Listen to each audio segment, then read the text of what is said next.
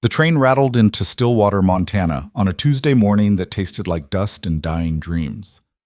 Eleanor Hayes, or at least that's what the papers in her weathered carpet bag claimed, stepped onto the platform with nothing but those papers, $17 sewn into her coat lining, and a past she'd buried 3 states back under a different name entirely. She was 26 years old. She had brown hair that she kept pinned tight against her skull, gray eyes that had seen too much, and hands that bore scars she never talked about, the kind of scars that came from fighting back, the kind that came from losing, the kind that came from running. The platform was nearly empty save for an old man sleeping against a post and a boy of maybe 14 leaning against a wagon, chewing on a piece of straw. He looked her up and down with the casual cruelty of youth. "You the mail order?" he asked. Eleanor, no, Harlow. Her real name was Harlow Pierce, but she couldn't be Harlow anymore, couldn't ever be Harlow again. Straightened her shoulders and met his eyes. "I'm Eleanor Hayes," she said. "I'm here for Caleb Rohr." The boy snorted. "Yeah, you're the mail order." He grabbed her bag without asking and tossed it into the back of the wagon with a thud that made her wince. Everything she owned was in that bag, which wasn't much, which was the point.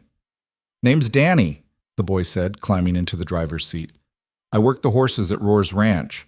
Well, the ones that don't try to kill you. Anyway." Harlow climbed up beside him, arranging her skirts. "And the ones that do?" Danny grinned, but there was something dark in it. "There's only one that does. And he's killed 3 men so far, put 32 more in the hospital or the grave. Mr. Rohr's offering $10,000 to anyone who can ride him for 5 minutes. That's a lot of money." "That's a death sentence," Danny corrected.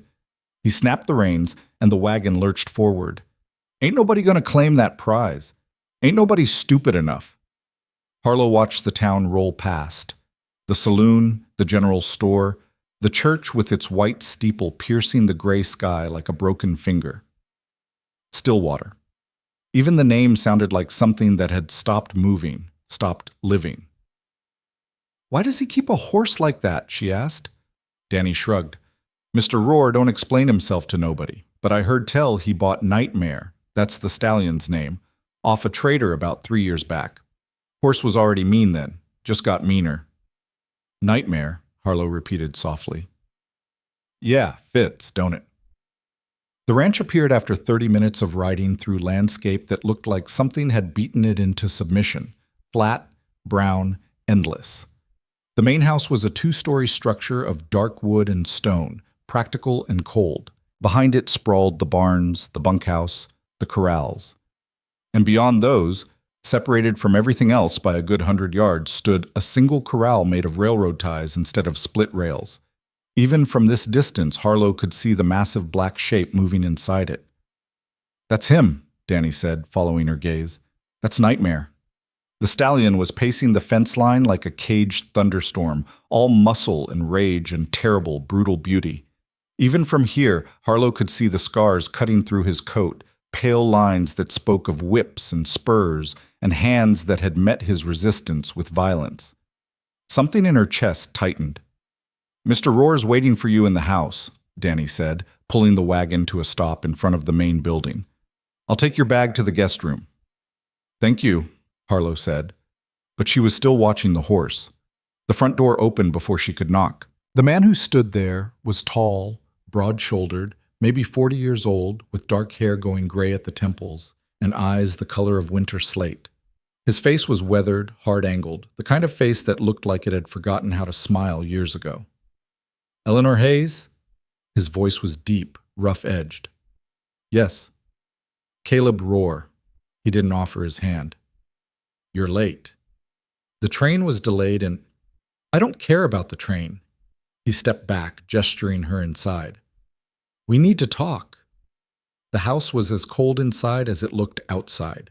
Dark wood floors, sparse furniture, no photographs on the walls, no flowers in vases, nothing that suggested anyone actually lived here instead of just survived here. Caleb led her to a study lined with books that looked like they'd never been opened. He poured himself a whiskey from a crystal decanter but didn't offer her one. "I'll be direct," he said, not sitting down, not inviting her to sit either. I placed that advertisement for a wife because this ranch needs a woman's hand.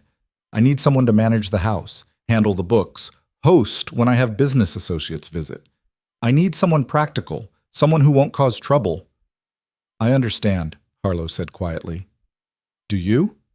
Caleb's eyes cut to her, sharp. Because I've had 3 mail orders before you.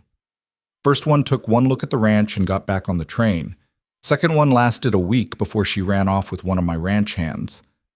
Third one, he paused, jaw tightening. Third one tried to change things, tried to make this place something it isn't. What happened to her?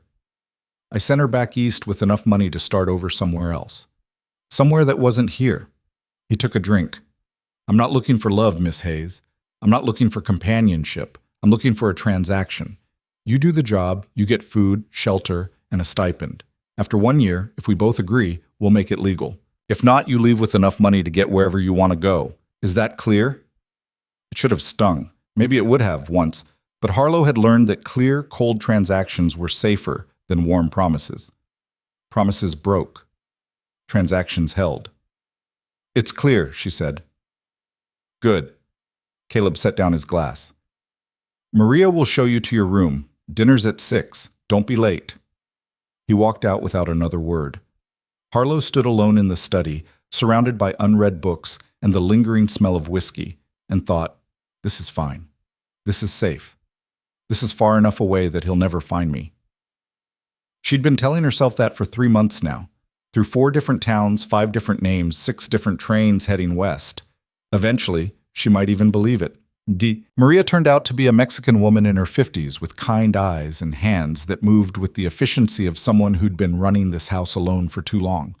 She spoke little English, but her smile said more than words could anyway. The guest room, Harlow's room now, she supposed, was small but clean.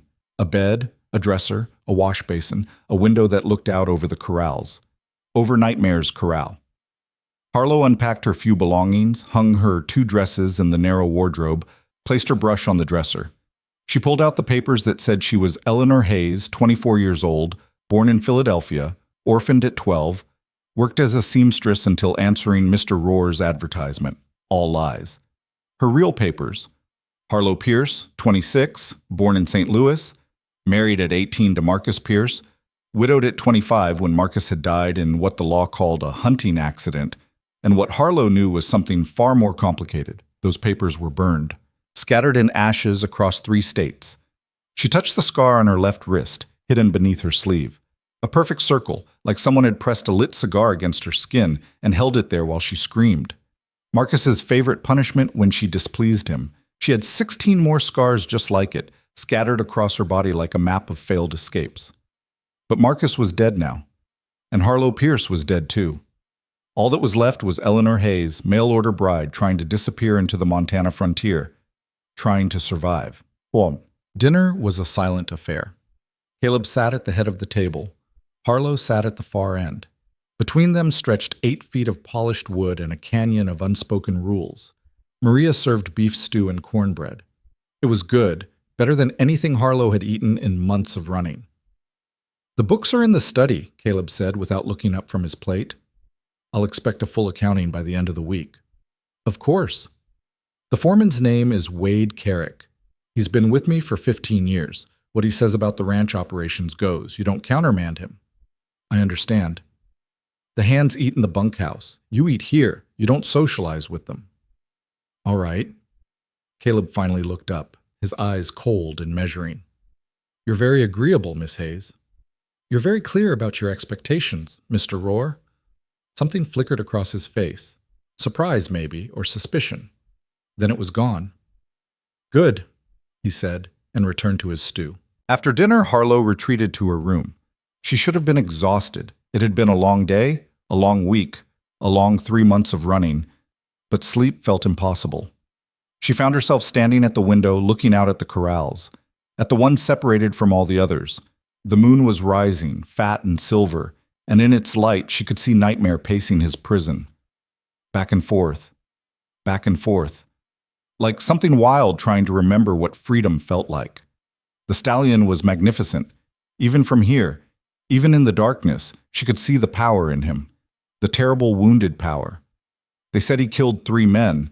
They said he broke 32 more. But all Harlow could see was a creature in pain. She knew what that looked like. She'd seen it in the mirror every day for 7 years. The next morning, Harlow woke before dawn to the sound of men shouting. She dressed quickly and hurried downstairs. Maria was already in the kitchen, looking worried. ¿Qué pasa? Harlow asked. Her Spanish was limited, but fear translated easily. El caballo, Maria said, pointing toward the window. El diablo negro. The black devil.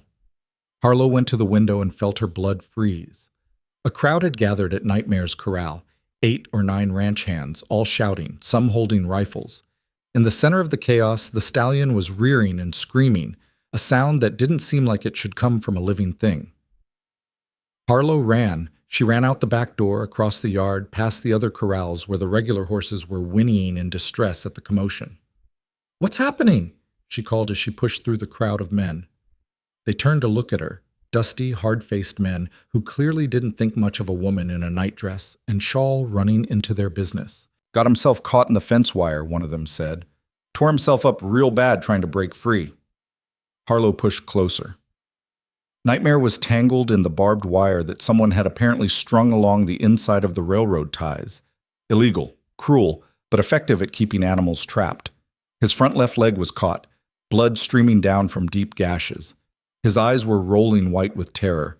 And standing in the corral, holding a rifle, was a man Harlow instinctively knew must be Wade Carrick. He was maybe 50, with a face like old leather and eyes that held no warmth at all. He had the rifle trained on the stallion's head.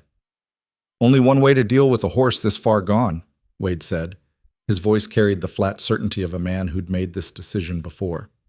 "Mr. Roar's been too soft. Should have put him down 2 years ago." "Wait," Harlow heard herself say. Every man turned to stare at her. "Who the hell are you?" Wade demanded. "I'm Eleanor Hayes, Mr. Roar's." "I know who you are," Wade cut her off. "And this ain't your concern. Get back to the house." "You can't just shoot him." "The hell I can't. I'm the foreman of this ranch, and I say when an animal's too dangerous to live." Nightmare screamed again, thrashing against the wire, making his wounds worse. Harlow's hands were shaking. She didn't know these men, didn't know this place, didn't have any authority here. All she had was 3 months of running, 7 years of surviving a monster in human form, and a bone-deep understanding of what it looked like when something was about to be destroyed for being too broken to save. "Please," she said quietly, "just let me try." Wade lowered the rifle just enough to look at her like she'd lost her mind. "Try what?" "Let me try to calm him down. Let me try to free him." "Lady, that horse has put 3 men in the ground." "Then what's one more?" Harlow heard herself say, and before anyone could stop her, before her own survival instinct could override whatever suicidal impulse had taken hold, she climbed over the fence. The shouting erupted behind her, men yelling at her to get back, Wade calling her a damn fool, someone saying to just shoot the horse now before it killed her too. But Harlow wasn't listening to them. She was walking toward Nightmare with her hands raised, palms open, moving slowly. The stallion's eyes fixed on her, his ears pinned back flat against his skull. Blood dripped from his trapped leg onto the dry earth. "Easy," Harlow whispered. "Easy, boy." She took another step. Nightmare bared his teeth, screamed a warning. "I know," Harlow said softly. "I know you're scared. I know you're hurt. I know everyone who's ever come near you has hurt you more." Another step. The stallion lunged at her, or tried to, but the wire held him, sent fresh pain through his trapped leg, made him scream again. Harlow stopped, waited. Behind her, she could hear Wade. "Somebody get her out of there before—" "No," a new voice said, deep, commanding. Caleb. "Sir, she's going to get herself killed." "I said no." Silence fell over the crowd. Harlow didn't turn around. She kept her eyes on Nightmare. "I'm not going to hurt you," she whispered. "I'm not going to hurt you. I'm just going to help, and then I'm going to leave you alone. I promise." She took another step. Nightmare's ears flickered, still back, still afraid, but listening now. "That's it," Harlow breathed. "That's it, just like that." She was close enough now to see the scars clearly, dozens of them, hundreds maybe, layered across his coat like someone had spent years teaching him that humans meant pain. She knew exactly how that felt.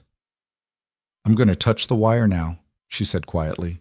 "It's going to hurt when I pull it off, but then it'll be better, okay? It's going to hurt, but then it'll be better." She reached for the barbed wire wrapped around his leg. Nightmare's whole body tensed. "Shh," Harlow whispered. "Shh, I know. Her fingers touched the wire. The stallion exploded. His head whipped around, teeth snapping at her. She threw herself backward, landed hard in the dirt, felt his hooves slam down inches from her skull. The men shouted. Wade raised his rifle again. "Don't shoot!" Harlow gasped, scrambling to her feet. But Nightmare had stopped. He stood there, shaking, blood running down his legs, staring at this strange woman who'd fallen at his feet and hadn't been trampled, hadn't been killed, hadn't done anything but stand back up. Their eyes met. And in that moment, Harlow saw it. The same thing she saw in her own reflection every morning. The desperation, the trapped fury, the exhausted hope that maybe, somewhere in this brutal world, there might be one person who wouldn't hurt you. Just one. "Okay," Harlow whispered. "Okay, not today. That's okay. We'll try again tomorrow." She backed away slowly, climbed out of the corral, and didn't say a word to any of the men staring at her like she'd sprouted wings.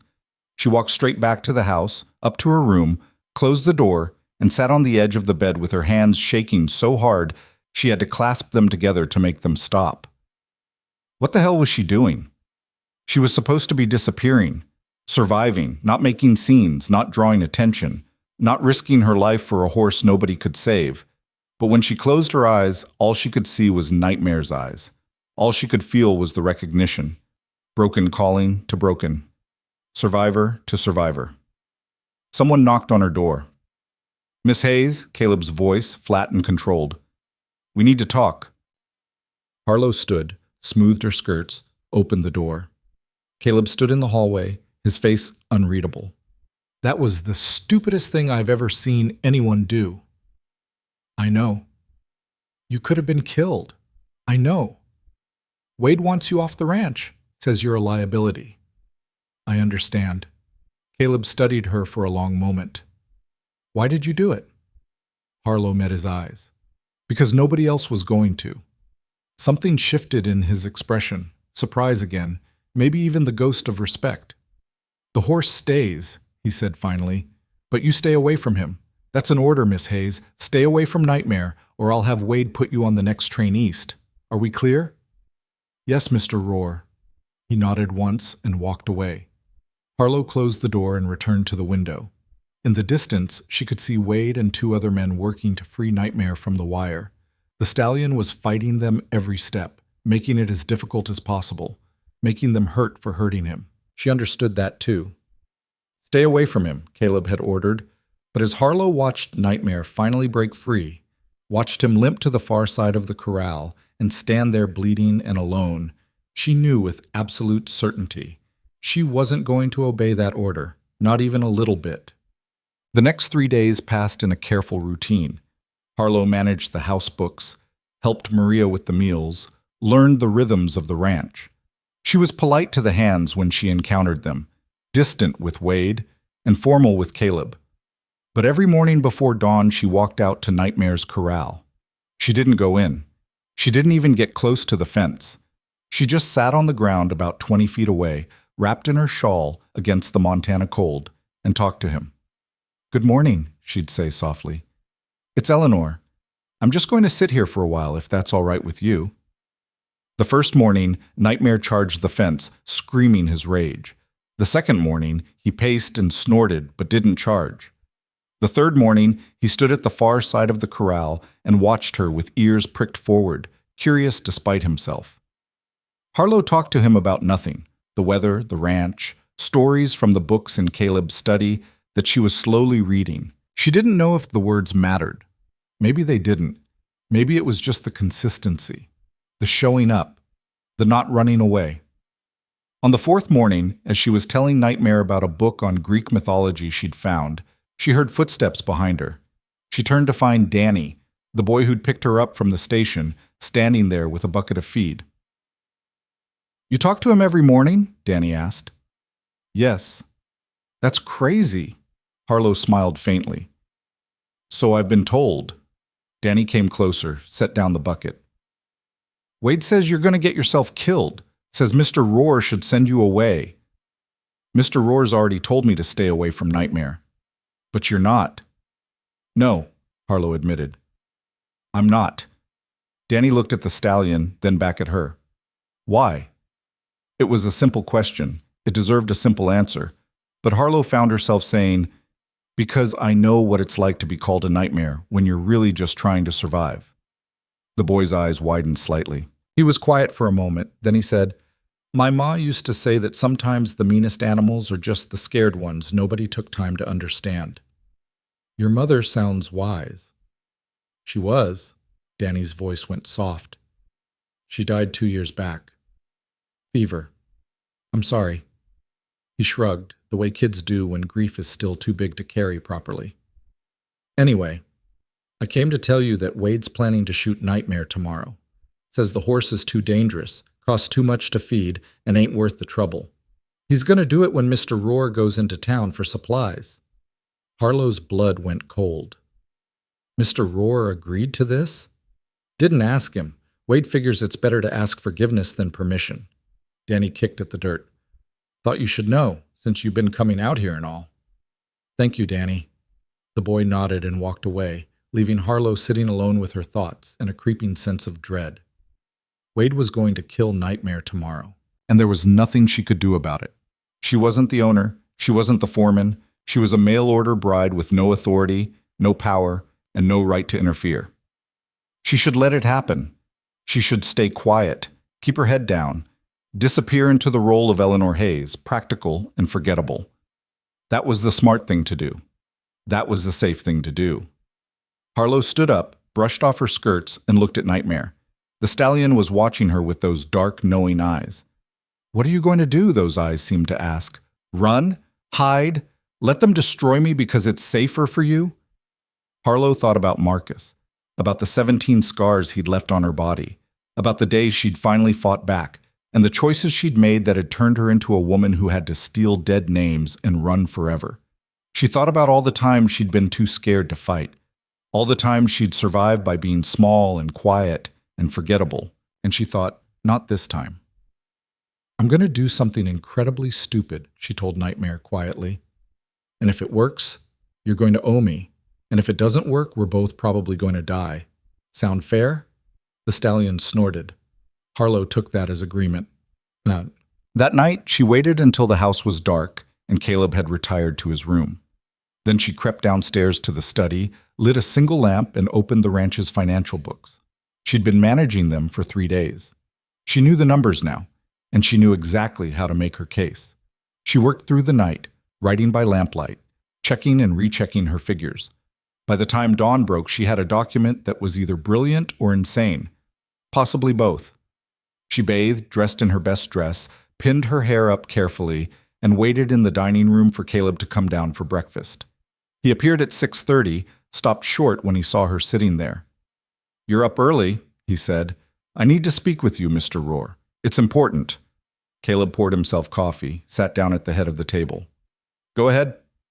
Harlow slid the document across the polished wood. I've prepared a proposal. I'd like you to read it. He picked it up, scanned the first page. His eyebrows rose. You want to buy Nightmare?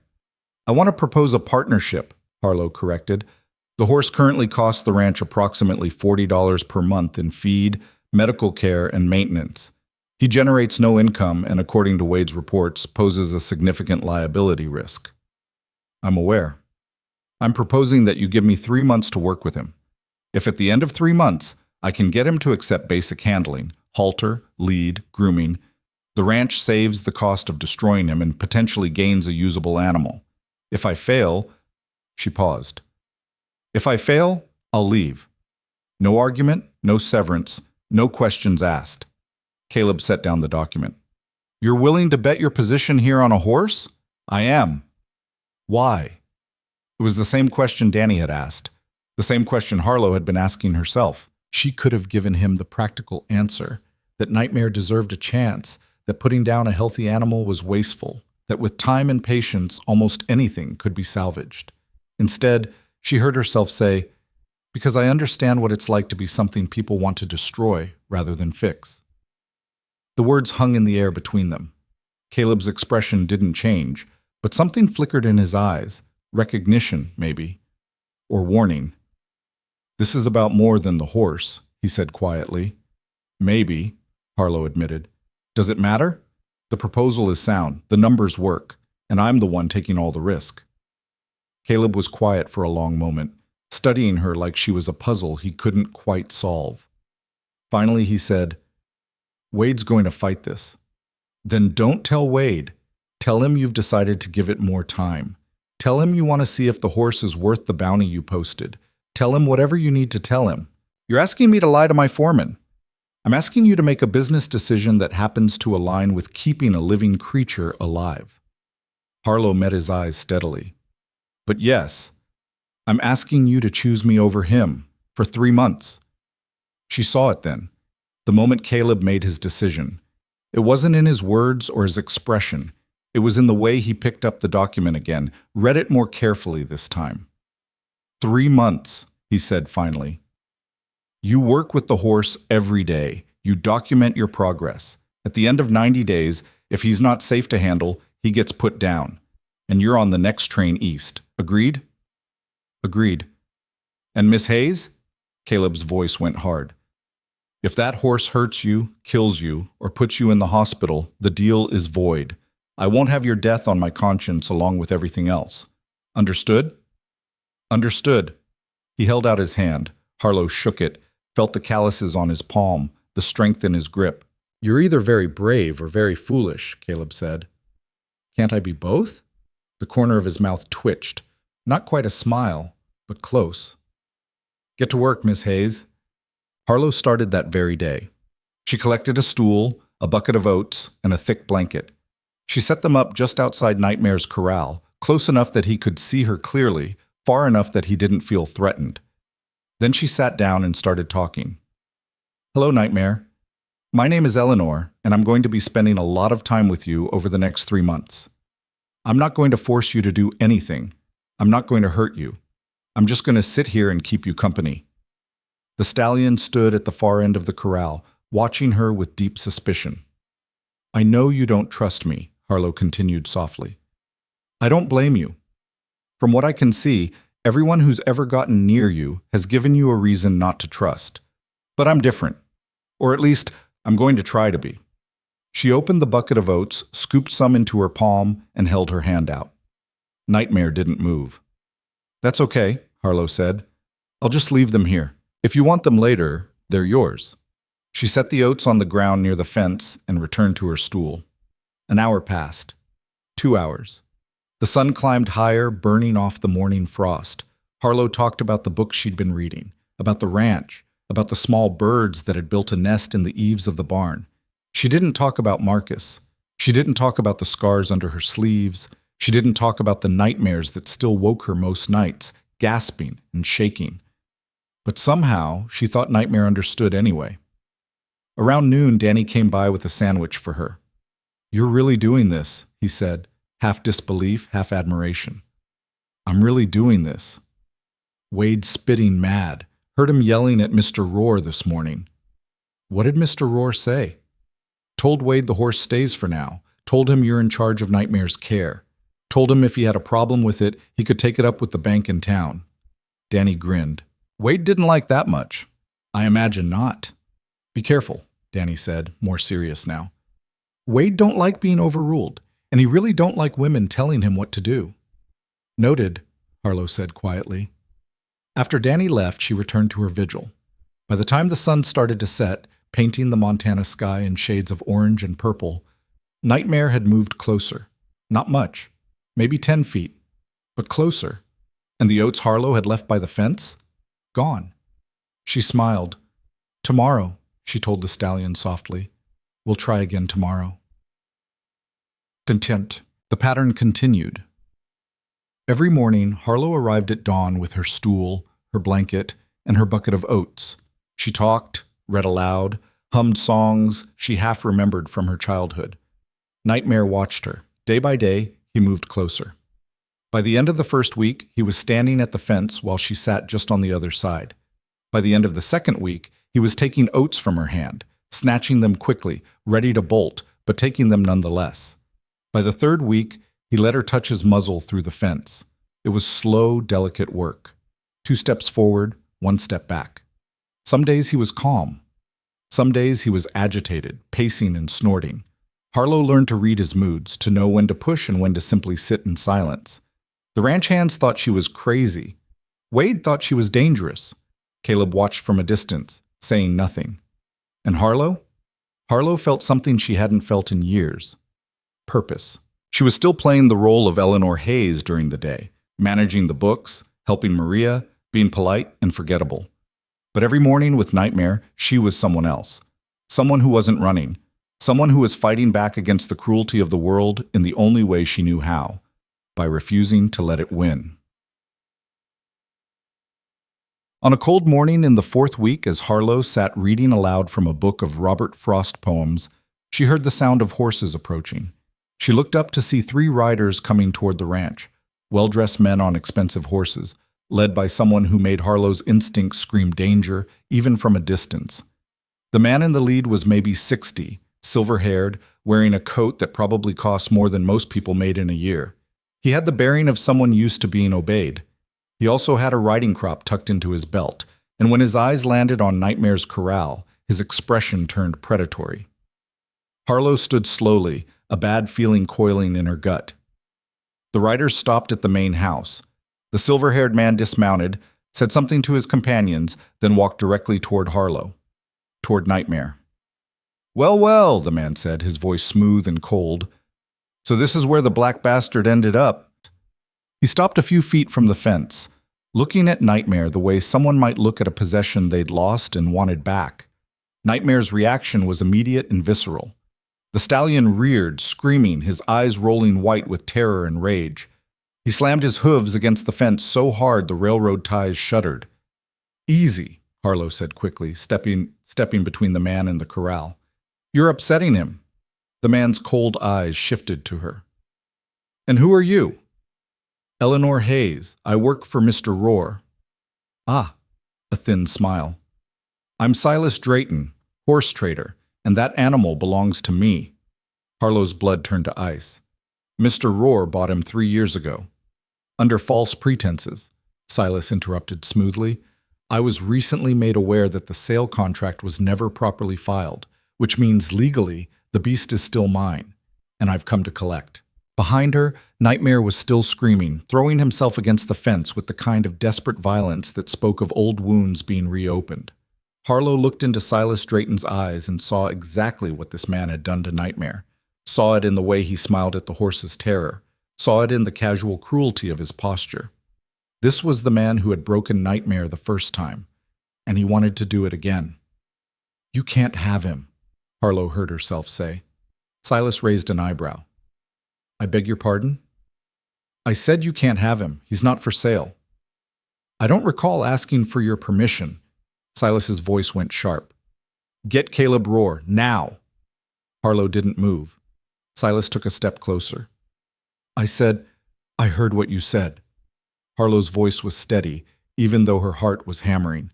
"And I'm telling you that horse isn't going anywhere with you." For a moment, something flickered across Silas's face, surprised that this small woman in her plain dress was standing up to him. Then his expression hardened. "You have no idea who you're dealing with, girl." "Neither do you," Harlow said quietly. The words hung between them like a challenge. Before either could move, Caleb's voice cut across the yard. "Silas, didn't expect to see you back in Montana." Silas turned, his professional smile sliding back into place. "Caleb, good to see you. I'm here about the black stallion. Seems there was an error with the paperwork when I sold him to you." "The paperwork was filed properly. I have the documents in my study." "Perhaps we could discuss this inside?" "Perhaps we could discuss it right here." The 2 men stared at each other, and Harlow saw a history there she didn't understand, something old and bitter. Finally, Silas said, "Very well. I'll be direct. I want the horse back. I'm prepared to pay double what you originally gave me. He's not for sale." "Triple, then." "Still no." Silas's jaw tightened. That animal is worth a fortune in the right hands. A trained war horse, properly broken. He's not a war horse, Harlow interrupted. He's a traumatized animal that you tortured into violence. Both men turned to look at her. Miss Hayes, Caleb said quietly, a warning in his tone. But Harlow was beyond warnings. She was looking at Silas Drayton and seeing every man who'd ever used power to hurt something weaker. She was seeing Marcus, and she was done being quiet. I've been working with Nightmare for 3 weeks, she said, her voice steady. And I've seen what you did to him. Every scar, every fear response, every violent reaction, that's all you. You didn't train him. You broke him. Silas's eyes went cold. Careful, girl. You're speaking of things you don't understand. I understand perfectly. Harlow met his gaze. You're the nightmare here, not him. The silence that followed was deadly. Then Silas smiled, a terrible thin smile that held no warmth at all. I see, he said softly. Well then, since you're so confident in your understanding, perhaps we should make this interesting. He turned to Caleb. The bounty you posted, $10,000 to anyone who can ride that beast for 5 minutes. Is it still active? It is, Caleb said slowly. Then I propose a wager. Silas's smile widened. Your little stable girl thinks she can fix what I broke? Fine. Give her 2 weeks. If at the end of that time she can ride Nightmare for the full 5 minutes without being thrown, without being killed, you keep the horse. The debt is settled. I'll never come back. And if she can't, Caleb asked, then the horse comes with me, along with whatever contracts and paperwork I need to make it legal. No, Caleb said immediately. Absolutely not. But Harlow heard herself saying, I'll do it. Both men stared at her. Eleanor, Caleb started. I'll do it, Harlow repeated, louder now. 2 weeks. I'll ride him for 5 minutes, and when I do, you'll leave him alone forever. Silas laughed, a sound like breaking glass.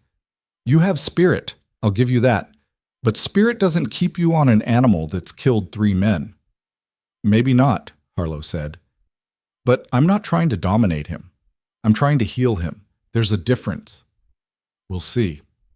Silas turned to Caleb. Do we have a deal? Caleb looked at Harlow for a long moment. She could see the conflict in his face, the desire to protect her warring with the recognition that she'd already made her choice. It's her decision, he said finally. Not mine. Excellent. Silas pulled out a pocket watch.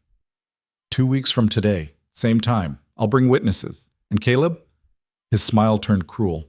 I'd invest in a good undertaker. You're going to need one. He walked away, mounted his horse, and rode off with his companions, leaving Harlow and Caleb standing in the dust. For a long moment, neither spoke. Then Caleb said quietly, You just bet your life on a broken horse. I know. He could kill you. I know that too. Then why? Because, Harlow said, turning to look at Nightmare, who was still pacing his corral, wild-eyed and shaking from Silas's presence. Sometimes the only way to save something is to risk everything. Caleb studied her profile, the strange woman who'd appeared on his ranch less than a month ago and was now threatening to upend everything. Who are you really, Eleanor Hayes? He asked softly. Harlow met his eyes. I'm someone who knows what it's like to run out of places to run to. Someone who's tired of surviving by being small. Someone who... She paused. Someone who's choosing to fight this time. Understanding flickered across Caleb's face. This isn't just about the horse, is it? No, Harlow admitted. It's not. Caleb nodded slowly. Then he said, You have 2 weeks. I'll keep Wade and the others away from the corral. Whatever you need, equipment, feed, time, you'll have it. Thank you. Don't thank me yet. His voice went grim. If Nightmare kills you, I'll have to explain to Silas why he gets the horse anyway. And I really don't want to give that bastard the satisfaction. Despite everything, Harlow almost smiled. Then she turned back to the corral, to Nightmare, who was finally starting to calm down now that Silas was gone. 2 weeks. 14 days to accomplish what 32 men had failed to do. 14 days to turn broken trust into something resembling partnership. 14 days to save them both. Okay, Harlow whispered, more to herself than to the horse. Okay, we can do this. Nightmare snorted, tossed his head. He didn't look convinced. Harlow wasn't convinced either, but she'd made the bet, thrown down the challenge, and now there was nothing to do but follow through, or die trying. The night after the wager, Harlow didn't sleep. She lay in her narrow bed, staring at the ceiling, listening to the wind rattle the window panes and wondering what the hell she'd just done. 2 weeks, 14 days, 336 hours to turn a horse that had killed 3 men into something she could ride for 5 minutes without dying. The numbers didn't add up. The logic didn't work. But when she closed her eyes, all she could see was Silas Drayton's cold smile and the way Nightmare had screamed when that monster appeared. She'd seen that kind of terror before, in her own mirror, back when Marcus would come home drunk and angry, when she'd learned to make herself small and silent and pray he'd forget she existed. Except Nightmare couldn't make himself small. And Harlow was done praying. She rose before dawn, dressed in her oldest work dress, and braided her hair so tight it pulled at her scalp. Maria was already in the kitchen, kneading dough for the morning bread. "Señorita," the older woman said softly, concern creasing her weathered face. "You look like Ghost." "I feel like one," Harlow admitted, pouring herself coffee that was strong enough to strip paint. "But ghosts don't need sleep, do they?" Maria made a sound that was half laugh, half worry. She crossed herself quickly, then pulled something from her apron pocket, a small cloth bundle tied with red string. "My abuela, she give this to me when I was a young girl," Maria said, pressing it into Harlow's hands. "For protection, for courage. You take it, see?" Harlow unwrapped the cloth carefully. Inside was a smooth river stone, worn to perfect roundness by years of water and time. "It's beautiful," she whispered. "My abuela say when you feel small, you hold the stone. You remember, water is soft, but water breaks mountains. You understand?" Harlow closed her fingers around the stone, felt its weight and warmth. "I understand." Maria nodded, satisfied, and returned to her bread. But as Harlow headed for the door, the older woman called out, "Señorita Eleanor, that man who come yesterday, he is devil. You be careful with devils." "I will," Harlow promised, though she wasn't sure which devil Maria meant. Silas? Nightmare? Or the one Harlow carried inside herself, the one that whispered she deserved whatever pain came next? Outside, the Montana dawn was breaking cold and pale. Frost sparkled on the fence rails like scattered diamonds. Harlow's breath clouded in the air as she walked toward Nightmare's corral, the stone clutched in her left hand, her right carrying a bucket of oats and a coil of soft rope. The stallion was already awake, standing in the center of his prison, watching her approach with ears pricked forward. In the growing light, she could see the scars more clearly, dozens of them, maybe hundreds, crisscrossing his black coat like a map of every cruelty he'd endured. "Morning," Harlow said quietly, setting down her bucket but keeping the rope hidden behind her back. "I know you're wondering what happened yesterday. That man who came, Silas Drayton, he's the one who hurt you before, isn't he?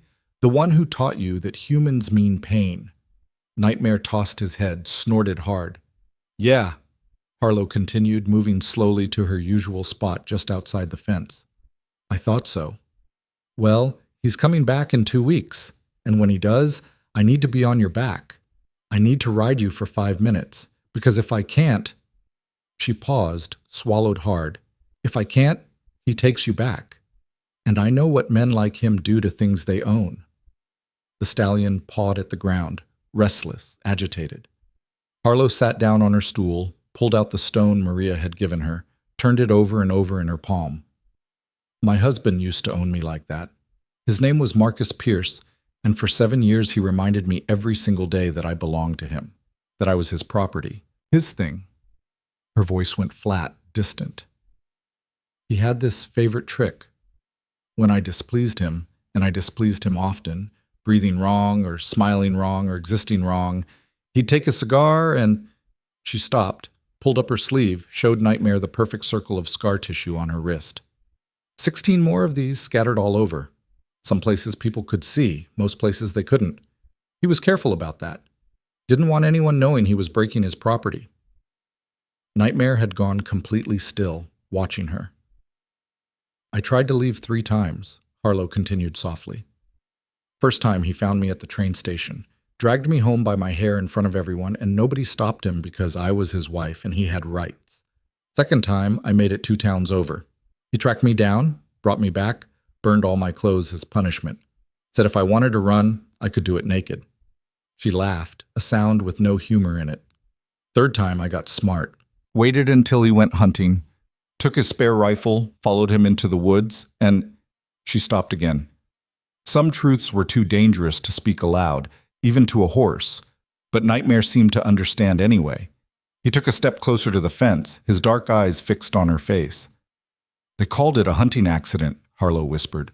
Said his rifle misfired. And maybe it did. Maybe I just got lucky.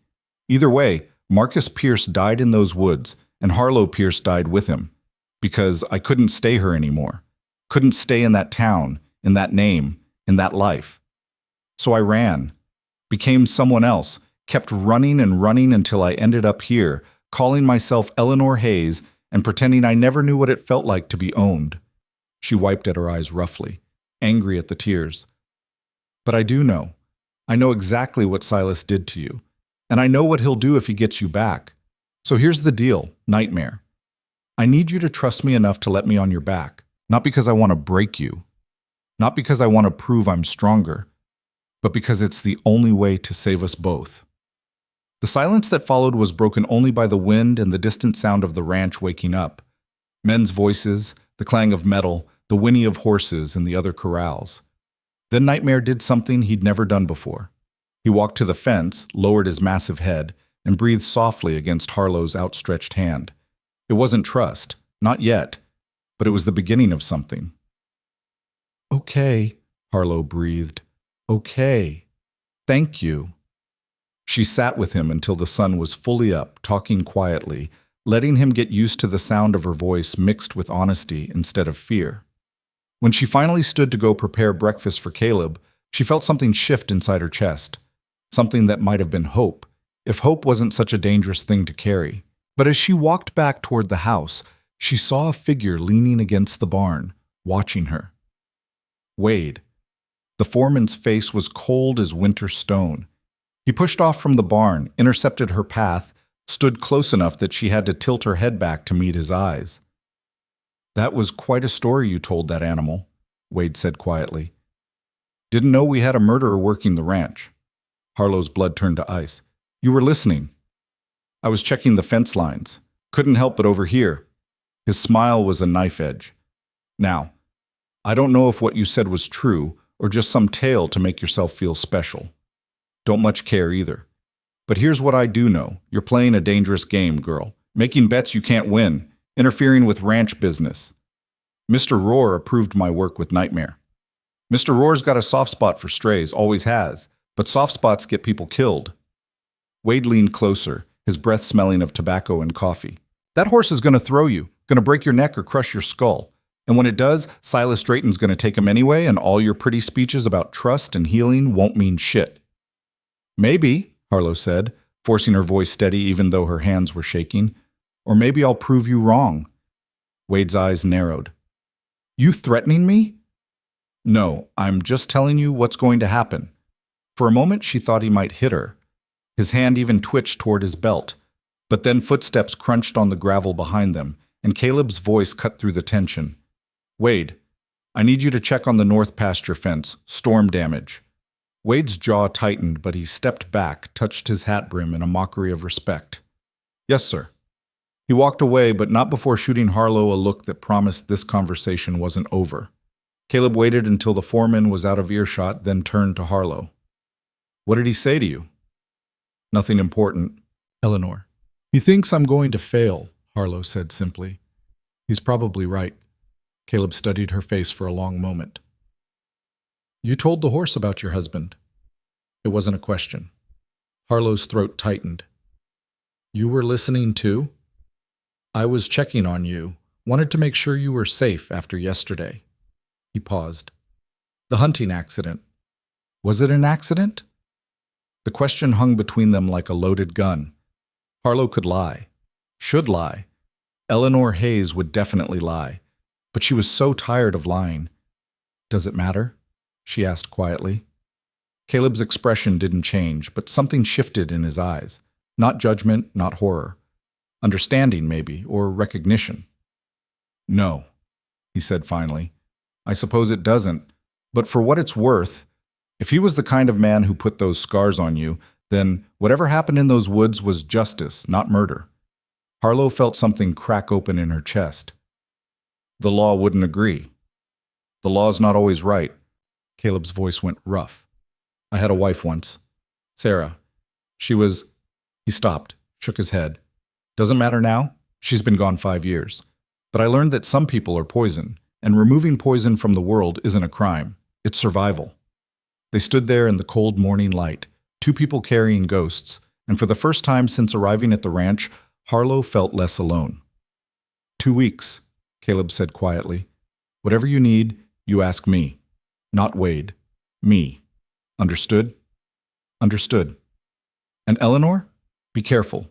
Silas Drayton doesn't play fair. Never has. If he can find a way to cheat, he will. I'll watch for it. Caleb nodded and walked toward the house, leaving Harlow standing in the yard with Maria's stone still clutched in her hand, and the weight of everything she'd confessed pressing against her ribs. 2 weeks. The clock was already ticking. She needed to get to work. The next 3 days blurred together in a haze of exhaustion and incremental progress. Harlow spent every waking hour at Nightmare's corral, moving from simply sitting outside the fence to actually entering his space. Slowly, carefully, always watching for the moment when trust would shatter into violence. Day 5, she got a halter on him. It took 4 hours of patient coaxing, and the moment the leather touched his face, Nightmare exploded, rearing, thrashing, screaming his rage. But Harlow held on, talking softly, refusing to pull or force, just holding steady until the stallion realized she wasn't hurting him. When he finally stood still, sides heaving, the halter secure, Harlow's hands were shaking so hard she could barely unbuckle it again. Good, she whispered. So good. We'll try again tomorrow. Day 6, the halter went on in 30 minutes. Day 7, she introduced a lead rope. Nightmare fought it, but less, testing rather than panicking. Day 8, she led him 3 steps before he balked. Day 9, she groomed him for the first time. A soft brush moving over his scarred coat, while he stood rigid with suspicion but didn't bolt. Day 10, she introduced the saddle blanket. That was when everything went to hell. The moment the fabric touched his back, Nightmare went wild. He reared straight up, screaming, striking out with his hooves. The halter rope ripped out of Harlow's hands. She stumbled backward, barely avoiding his hooves as they crashed down inches from her head. Easy, she shouted. Easy, it's okay. But Nightmare wasn't listening. He was back in whatever nightmare Silas Drayton had created, fighting ghosts and demons that Harlow couldn't see. He slammed into the fence so hard the railroad ties cracked. Blood appeared on his shoulder where he'd scraped himself raw. Harlow grabbed the rope again, tried to get close enough to remove the blanket, but Nightmare wheeled on her, teeth bared, eyes rolling white. She froze. For 3 heartbeats, they stared at each other, woman and beast, both breathing hard, both terrified. Then Nightmare lunged. Harlow threw herself sideways, felt his teeth snap shut on empty air where her throat had been a second before. She hit the ground hard, tasted dirt and copper, scrambled backward on hands and knees. The stallion followed, hooves thundering, ready to finish what fear had started. Nightmare, no!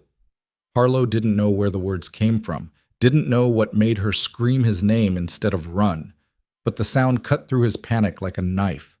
Nightmare stopped, stood there, shaking, the saddle blanket hanging crooked on his back, blood on his shoulder, foam at his mouth. Harlow climbed to her feet slowly, her whole body trembling. She was crying, she realized distantly, tears cutting tracks through the dirt on her face. I'm sorry, she whispered. I'm sorry, I pushed too hard. I should have known. She reached for the blanket, moving slowly. Nightmare flinched but didn't bolt. Harlow pulled the fabric off his back, dropped it in the dirt, then did something completely insane. She wrapped her arms around the stallion's neck and pressed her face against his scarred coat. I'm sorry, she said again, her voice breaking. I won't hurt you. I promise I won't hurt you. For a long moment, Nightmare stood rigid. Then, impossibly, she felt him lower his head. felt the tension drain from his muscles, felt him lean into her embrace just slightly, as if he'd been waiting years for someone to say those words and mean them. They stood like that until the sun started to set, woman and horse, broken things holding each other together. When Harlow finally pulled away, her dress was filthy and her face was streaked with tears and dirt, but something had changed. Some invisible line had been crossed. "Tomorrow," she told Nightmare softly. "We'll try again tomorrow, slower this time." The stallion snorted, shook his mane, but his eyes were calmer now. Harlow left the corral, latched the gate behind her, and turned to find Danny standing a few yards away, his young face pale. "I thought he was going to kill you," the boy said shakily. "So did I," Harlow admitted. "But you didn't run." "No, I didn't." Danny was quiet for a moment, then, "My ma used to say courage ain't about not being scared. It's about being scared and doing the thing anyway." Harlow managed a smile. "Your mother was a very wise woman." "Yeah," Danny kicked at the dirt. "I brought you something. Thought it might help." He handed her a leather-bound journal and a pencil. "What's this?" "For documenting your progress." "Like Mr. Rohr said. But also," the boy hesitated. "Also, sometimes it helps to write down what you're feeling when things get too big to hold inside. My ma taught me that too." Harlow took the journal, felt the weight of it in her hands. "Thank you, Danny. Thank you." The boy ducked his head, embarrassed, and hurried off toward the bunkhouse. That night, after dinner with Caleb, another silent meal where they ate and didn't speak and somehow understood each other better for it, Harlow sat at the small desk in her room and opened the journal. She wrote down everything: the halter training, the lead rope, the grooming, the disaster with the saddle blanket. She documented it all in careful detail the way Caleb had asked, but on the last page she wrote something else. Day 10. I almost died today. Nightmare almost killed me, and for a moment I was ready to let him, because at least it would be over. At least I could stop running, stop hiding, stop being so goddamn tired all the time. But then I thought about Silas Drayton getting his hands on this horse again, and I couldn't do it. Couldn't give up. Couldn't let the monsters win. So tomorrow, I'll get up and try again, because that's what survivors do. We keep trying. She closed the journal, extinguished the lamp, and lay in the darkness listening to the wind. 4 days left. 96 hours. She needed a miracle, or at least she needed Nightmare to stop trying to kill her long enough to sit on his back for 5 minutes. Day 11 dawned with the smell of snow in the air. Harlow woke to find frost thick on her window and a note slipped under her door. North pasture. Come alone. C. She dressed quickly, grabbed her coat, and hurried out into the cold morning. The ranch was still sleeping, the bunkhouse dark, no smoke from the chimneys yet. Caleb was waiting at the north pasture fence, his breath clouding in the frigid air. Next to him stood a horse, a placid bay mare with kind eyes and graying muzzle. "This is Molly," Caleb said without preamble. "She's 20 years old, gentle as a lamb, and hasn't thrown a rider in her entire life." Harlow stared at him. "I don't understand." "You've been training Nightmare to accept handling. That's good work. But have you ridden a horse recently?" The question hit like a slap. No, not since I was a child." "Thought so." Caleb opened the gate, led Molly through. "You've got 4 days to ride a killer stallion for 5 minutes. Before you can do that, you need to remember what it feels like to be on a horse at all. So you're going to practice. With Molly. Every morning for the next 4 days before you work with Nightmare." "But I need every hour with him." "You need muscle memory more," Caleb interrupted firmly. "You need to know how to move with a horse, how to balance, how to stay centered when everything goes wrong. Molly will teach you that. Nightmare will do the rest." Harlow looked at the old mare, then at Caleb. "Why are you helping me?" He was quiet for a long moment. "Because Wade told me what you said to Nightmare, about your husband, about the scars." He met her eyes. "And because my wife Sarah, she had scars too. Different kind maybe, but scars all the same. And I didn't help her.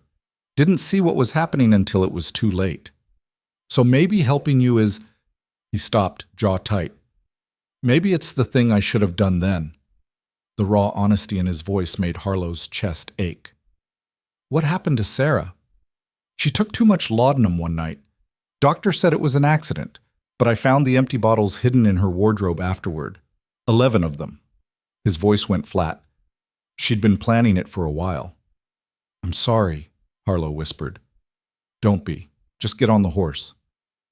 For the next 2 hours, Caleb taught Harlow everything he knew about riding, how to mount, how to sit, how to use her legs and hands and voice to communicate. Molly was patient, gentle, forgiving of every mistake. By the time the sun was fully up, Harlow could manage a walk, a trot, and almost a canter without falling off. Better, Caleb said, helping her dismount. Tomorrow we'll work on emergency stops and falling safely. Falling safely? When Nightmare throws you, and he will throw you, you need to know how to hit the ground without breaking your neck. He said it matter-of-factly, like discussing the weather.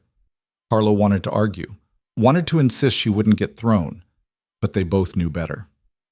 Okay, she said instead. Tomorrow. She spent the rest of day 11 with Nightmare, reintroducing the saddle blanket. Slower this time, 1 inch at a time, praising every moment he didn't panic. By evening, the blanket rested on his back for a full 30 seconds before he shook it off. Progress. Tiny, fragile, terrifying progress. Day 12, Caleb taught her how to fall, how to roll, how to protect her head, how to get clear of hooves. They practiced in the dirt until Harlow was covered in bruises and her instructor was satisfied. Then she went to Nightmare and worked the blanket up to 2 minutes. Day 13, the blanket stayed on for 10 minutes. Harlow introduced the saddle, just showing it to him, letting him smell it, learn it wasn't a weapon. Nightmare trembled, but didn't bolt. That night, Wade cornered her outside the barn. Tomorrow's the day, he said, his voice low and dangerous. Tomorrow, you get on that devil horse and he kills you, and this whole stupid charade ends. Or I succeed, Harlow said quietly, and you lose. Wade's hand shot out, grabbed her arm hard enough to bruise. Listen carefully, girl. I've worked this ranch for 15 years, bled for it, built it, and I'll be damned if some mail-order bride with delusions of grandeur is gonna... Let her go. Caleb's voice cut through the darkness like a blade. Wade released Harlow's arm immediately, stepped back. We were just talking. No, you were threatening her. There's a difference. Caleb moved between them, his presence solid and unmovable. I'm going to say this once, Wade. You touch her again, you threaten her again, you even look at her wrong, and you're done. Finished. I'll fire you myself and make sure every ranch from here to the Dakotas knows why. Am I clear? Wade's face went red, then white. You're choosing her over me? After everything? I'm choosing to back the person who's actually trying to do something decent instead of the one who wants to shoot anything he can't control. Now get out of my sight. Wade left, but not before shooting Harlow a look of pure hatred. When he was gone, Caleb turned to her. You all right? Harlow nodded, even though she was shaking. Thank you. Don't thank me yet. He's not going to let this go. Caleb's expression was grim. Watch your back tomorrow, during the ride. I don't trust him not to sabotage something. I will. Caleb hesitated, then said quietly, For what it's worth, I think you can do this. I think you and that horse understand each other in ways the rest of us never could. So whatever happens tomorrow, know that someone believes in you. The words hit harder than they should have. Harlow blinked back sudden tears. I won't let you down. You couldn't if you tried, Caleb said, and walked away into the darkness, leaving Harlow alone with the weight of what tomorrow would bring. Day 14 arrived cold and clear. Harlow woke before dawn, dressed in her riding clothes, pants she'd borrowed from Danny, boots from Maria, a shirt that had belonged to Caleb's dead wife Sarah, and still smelled faintly of lavender. She braided her hair, tucked Maria's stone in her pocket, and went downstairs. The ranch was already awake. Word had spread. Men gathered in clusters, talking in low voices, casting glances toward Nightmare's corral. And at the gate, waiting with 3 witnesses and a pocket watch, stood Silas Drayton. He smiled when he saw Harlow approach. Good morning, Miss Hayes. Ready to die? Ready to prove you wrong, Harlow said evenly. Silas's smile widened. We'll see. The terms are simple. You have to ride him for 5 full minutes. If you're thrown, bucked off, or dismount for any reason, you lose. If the horse injures you badly enough that you can't continue, you lose. If 5 minutes pass and you're still on his back, you win. He pulled out the pocket watch. These gentlemen will serve as timekeepers and witnesses. Any questions? Just one, Harlow said. When I win, I want your word, in writing, in front of everyone here, that you'll never come near Nightmare again. Ever. Silas's eyes narrowed. Confident, aren't you? I'm certain. Very well. When you fail, the horse comes with me. Immediately. No appeals, no arguments. Agreed. They shook hands. His grip was cold and dry, like touching a snake. Then Harlow turned and walked toward the corral where Nightmare waited. The stallion was already agitated, sensing the crowd, the tension, the presence of the man who'd broken him. He paced the fence line, snorting, tossing his head. Harlow climbed over the fence, moved slowly toward the center of the corral. Hey, she said softly. It's me. It's Eleanor. Remember? We've been working together for 2 weeks now. You know me. Nightmare's ears swiveled toward her voice, but didn't come forward. I know you're scared, Harlow continued, pulling the saddle blanket from where she'd left it draped over the fence. I know that man out there hurt you. I know you don't want anyone on your back. But I need you to trust me. Just for 5 minutes. That's all. 5 minutes, and then he's gone forever. She approached slowly, the blanket held out. Nightmare backed away. Please, Harlow whispered. Please, Nightmare. I can't do this without you, and you can't survive without me. We need each other. The stallion stopped backing away, stood there, trembling. Harlow laid the blanket gently across his back. He flinched but didn't bolt. Good, she breathed. So good. She moved to get the saddle, a lightweight affair Caleb had found, barely more than a pad with stirrups, and heard Wade's voice call out from the crowd. This is insane, Roar. Stop her before she gets killed. She knows what she's doing, Caleb's voice replied, steady and sure. Harlow lifted the saddle, approached Nightmare again. The stallion's eyes were rolling, showing white. Every muscle in his body was coiled tight, ready to explode. Easy, Harlow whispered. Easy, boy, just like we practiced. She laid the saddle on his back.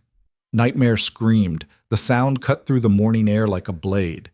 He reared straight up, and Harlow barely got clear before his hooves crashed down. The saddle slid sideways, hanging crooked. The crowd murmured. Someone laughed. Wade, probably. Silas called out, Time hasn't started yet, Miss Hayes, but I'm happy to call this now if you'd like to concede defeat. Harlow ignored him. She picked up the saddle, dusted it off, approached Nightmare again. I know, she said quietly. I know it's too much, but we're out of time, and I need you to try. Just try. For me. For us. She positioned the saddle again, moved faster this time, got it secured before Nightmare could react. The moment the cinch tightened, he exploded, bucking, twisting, slamming into the fence. But the saddle stayed on. Harlow waited until he'd exhausted himself, until he stood heaving and shaking in the center of the corral. Then she did the most terrifying thing she'd ever done in her life. She put her foot in the stirrup. Nightmare went rigid. It's okay, Harlow whispered, her heart hammering so hard she thought her ribs might crack. It's okay, I'm just going to... She pulled herself up. For one perfect second, she was on his back, seated in the saddle, reins in her hands. Then Nightmare detonated. He bucked so hard Harlow's teeth slammed together. She grabbed for his mane, for the saddle, for anything to hold on to as the world became a blur of motion and violence. He spun, reared, threw his whole body sideways. Harlow hit the ground hard, tasted blood, saw stars. The crowd roared. Silas's voice cut through. Well, that lasted all of 3 seconds. Shall we? But Harlow was already getting up. Her lip was split, bleeding. Her shoulder screamed where she'd landed on it. But she got to her feet, grabbed the reins, and climbed back on. Nightmare threw her again, and again Harlow got up. You can't break me, she said through gritted teeth, blood running down her chin. I've been broken before. It didn't take then, and it won't take now. She mounted a third time. This time, Nightmare didn't buck immediately. He stood there, sides heaving, feeling the weight on his back, processing. And Harlow started to sing. It was a lullaby her mother had sung to her a lifetime ago, before the world had taught her that soft things got destroyed. The melody was simple, sweet, aching with memory. Nightmare's ears swiveled back, listening. Harlow kept singing, kept her hands gentle on the reins, her legs soft against his sides. Hush, little baby, don't say a word. The stallion took a tentative step forward, then another. Mama's gonna buy you a mockingbird. He was walking, actually walking, with her on his back, circling the corral. The crowd had gone silent. Silas's face was turning purple. Caleb stood at the fence, his expression caught between disbelief and something that might have been pride. And if that mockingbird don't sing, Harlow's voice cracked, tears running down her face, mixing with the blood on her chin. But Nightmare kept walking, kept trusting, kept choosing her over his fear. Time, Silas barked. Start the clock. One of his witnesses pulled out a pocket watch. Timing begins now. 5 minutes? 300 seconds. It might as well have been 300 years. Harlow kept singing, kept her body loose and balanced the way Caleb had taught her. Nightmare kept walking, his gait steady now, almost calm. 1 minute passed, 2. Then, from somewhere in the crowd, a sound that made Harlow's blood freeze, the crack of a whip. Nightmare's entire body went rigid beneath Harlow. The sound of the whip, that sharp, vicious crack cutting through the morning air, triggered something primal and terrible in the stallion. His ears pinned flat against his skull. His eyes rolled white. Harlow felt the shift in his muscles, the coiling of every nerve and sinew, and knew with absolute certainty what was about to happen. No, she whispered. No, no, please. The whip cracked again. Nightmare exploded. He reared straight up, so high that Harlow felt herself sliding backward out of the saddle.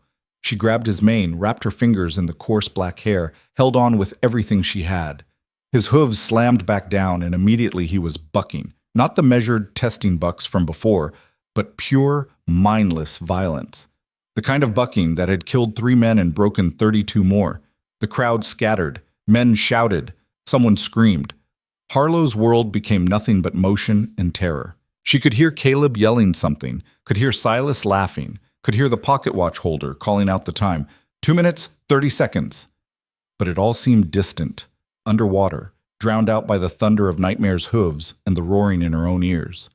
The stallion spun, slammed sideways into the fence. Harlow's leg caught against the railroad ties, pain exploding up her thigh. She bit down on a scream, tasted blood from her already split lip. Nightmare wheeled the other direction, bucked again. Harlow lost her left stirrup, felt herself tilting, falling. She threw her weight forward, pressed her body against his neck, wrapped both arms around him in a desperate embrace. I'm here, she gasped against his sweat-slicked coat. I'm still here. I'm not leaving you. Another buck. Her teeth slammed together, cutting the inside of her cheek. I know you're scared, she managed, her voice shaking. I know that sound. It takes you back, doesn't it? Takes you back to when he hurt you. Nightmare screamed, a sound of such pure anguish that it made Harlow's chest crack open. But he's not hurting you now, she said, louder, fighting to be heard over the chaos. I'm not hurting you. Look at my hands. She held them up, showed him her empty palms, even as she swayed dangerously without anything to hold on to. No whip, no weapon, just me. The stallion was still bucking, still wild, but something in his movements shifted, less panicked, more confused, like he was starting to remember who was on his back. That's right, Harlow breathed. It's me, Eleanor, the one who sits with you every morning, the one who told you about Marcus, about the scars, about running away. She started singing again, her voice cracked and broken, but steady. Hush, little baby, don't say a word. Nightmare's bucking slowed, not stopped. He was still fighting, still terrified, but slower. 3 minutes, the timekeeper called. Halfway there, halfway to freedom or death. Harlow kept singing, kept her body loose even though every instinct screamed at her to tense up, to brace for the next impact. She'd learned that from Caleb. Tension made you rigid, made you breakable. Staying soft meant you could roll with the violence instead of shattering against it. Mama's gonna buy you a mockingbird. The whip cracked a 3rd time, but this time Nightmare didn't explode. He flinched, snorted hard, tossed his head, but he didn't buck, didn't rear. He He stood there trembling, sides heaving like bellows, but standing. Harlow opened her eyes. She hadn't realized she'd closed them, and saw Wade standing at the fence, a bullwhip coiled in his hand, his face twisted with rage. "You son of a bitch," she heard Caleb snarl, and then there was the sound of a scuffle, men shouting. But Harlow couldn't focus on that. She had to focus on Nightmare, on keeping him calm, on making it through the next 2 minutes. She gathered the reins, asked him gently to walk. The stallion took one shaky step, then another. His gait was uneven, jerky with adrenaline, but he was moving. "Good boy," Harlow whispered. "Such a good, brave boy. Just a little longer. Just stay with me a little longer." 3 minutes 30 seconds. 90 seconds left. It felt like 90 years. Harlow could hear the crowd murmuring now, their voices a low buzz of disbelief. Someone said, "She's actually doing it." Someone else, "I'll be damned." And Silas Drayton's voice, tight with fury. "This is a farce. The animal was clearly spooked by external interference. The trial should be voided." "The term said nothing about external interference," Caleb's voice replied, cold as winter iron. "And the interference came from my foreman, not from her. If anything, she's proving she can handle the horse even under deliberate sabotage, which makes the demonstration more impressive, not less." 4 minutes! 60 seconds. Harlow's entire body was shaking now. Her hands were cramping from gripping the reins. Her leg throbbed where it had slammed into the fence. Her face was wet with tears and blood and sweat, and she couldn't tell which was which anymore. But Nightmare was still walking, still trusting her, still choosing her over his trauma. "We're almost there," she told him, her voice breaking. "Almost free. Both of us. Just don't give up on me now." The stallion's ears swiveled back, listening. And then, so quietly that Harlow almost missed it, Nightmare did something he'd never done before. He relaxed. Not completely. He was still wary, still traumatized, still carrying years of pain in every muscle. But that coiled tension, that constant readiness to explode into violence, it eased. Just a fraction. Just enough. Enough to tell Harlow that somewhere underneath all that fear and rage, the horse she'd been searching for actually existed. The horse he'd been before men like Silas broke him. 4 minutes 30 seconds. 30 seconds left. Harlow started counting in her head. 30, 29, 28. Each second felt like an eternity. 20, 19, 18. Nightmare's walk steadied, his breathing slowed. 15, 14, 13. The crowd had gone completely silent. Even the wind seemed to hold its breath. 10, 9, 8. Harlow's vision was blurring. She blinked hard, forcing her eyes to focus. 5, 4, 3. She could see Caleb at the fence, his knuckles white where he gripped the rail, his face tight with something that looked like hope. 2, 1. 5 minutes! The timekeeper's voice rang out across the corral like a gunshot. For a moment, nobody moved. Nobody breathed. Then the crowd erupted. Men were shouting, some in celebration, some in disbelief. Money was changing hands. Apparently people had been betting on whether she'd survive. Danny was jumping up and down, whooping like he'd lost his mind. And Harlow sat on Nightmare's back, barely able to process what had just happened. She'd done it. She'd actually done it. She slid off the stallion carefully, her legs nearly buckling when they hit the ground. Nightmare turned his head, nuzzled her shoulder gently, and Harlow wrapped her arms around his neck and sobbed. "We did it," she whispered into his mane. "We did it. You're free. You're free." The stallion stood quiet, let her cry, and in that moment Harlow knew something fundamental had shifted between them. This wasn't just tolerance anymore. This was the beginning of trust. Real trust. The kind that could build something lasting. "Miss Hayes," Silas Drayton's voice cut through her relief like a blade. Harlow turned, still holding on to Nightmare for support, and faced the man who'd tried to destroy them both. Silas's face was a mask of barely controlled rage. "Congratulations. You've proven you can sit on a horse for 5 minutes. Quite the accomplishment." "The terms were clear," Harlow said quietly. "I won. Nightmare stays here, and you leave. Forever." "About that." Silas smiled, and it was the smile of a snake about to strike. I've been reviewing the paperwork on this animal, and I've discovered some interesting discrepancies. It seems the original bill of sale was never properly notarized, which means the horse technically still belongs to me, regardless of any wagers made today. Caleb stepped forward, his expression dangerous. That's bullshit, and you know it, Silas. The sale was legal. Was it? I wonder what a judge would say. Silas's smile widened. Of course, we could settle this in court.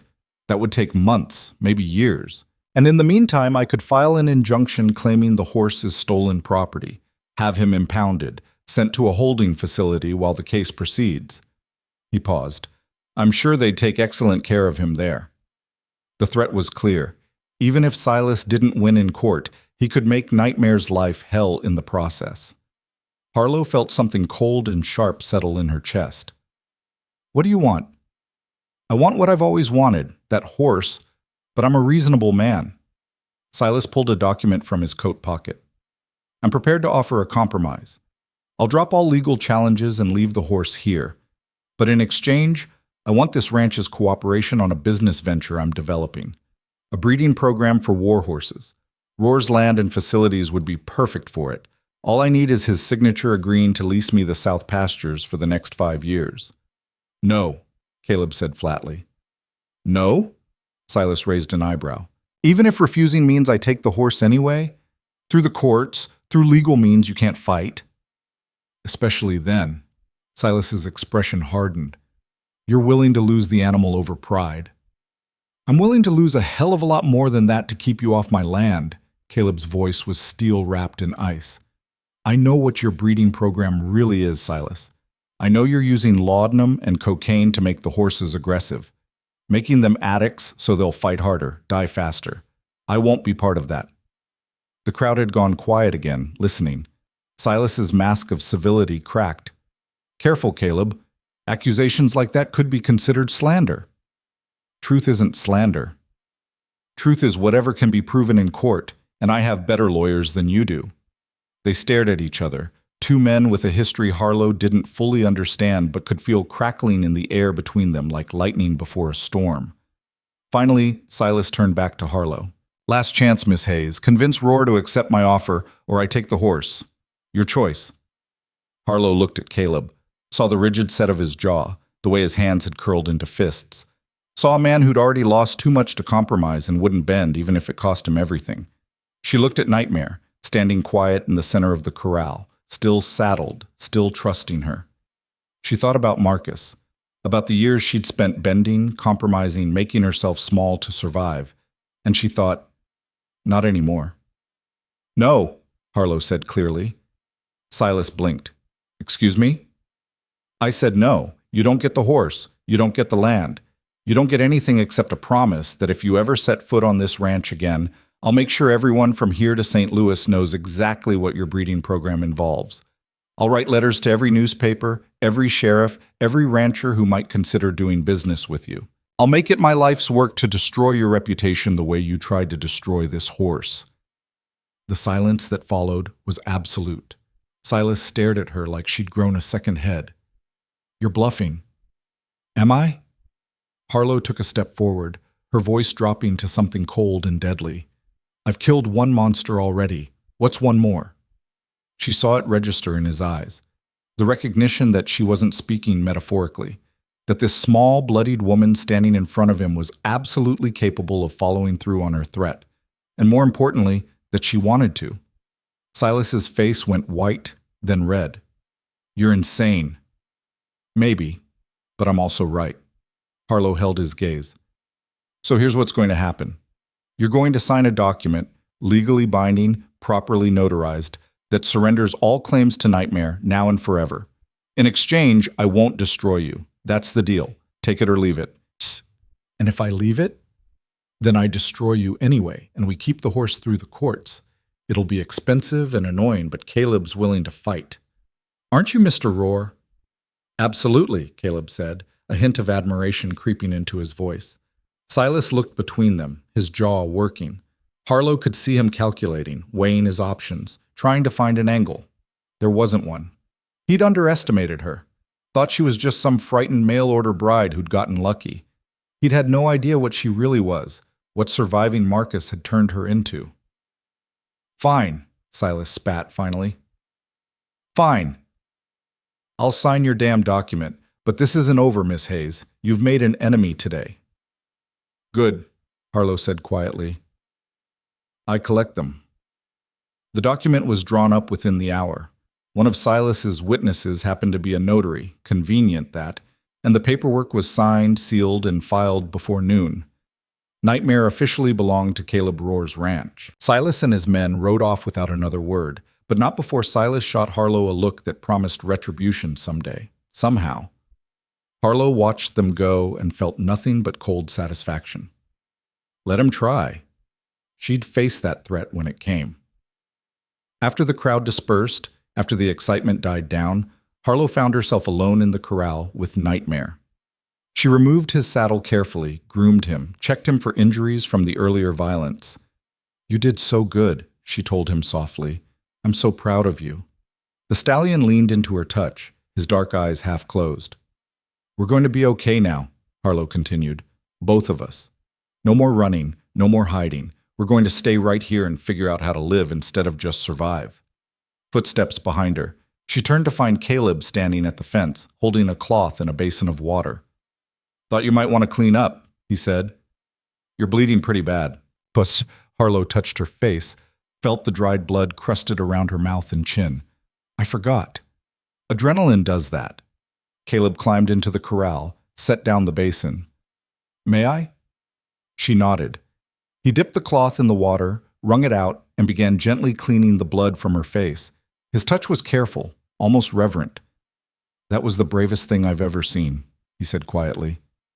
And the stupidest, but mostly brave. Thank you. I think. When Wade cracked that whip, Caleb's jaw tightened. I wanted to kill him. Would have, if Danny hadn't held me back. Where's Wade now?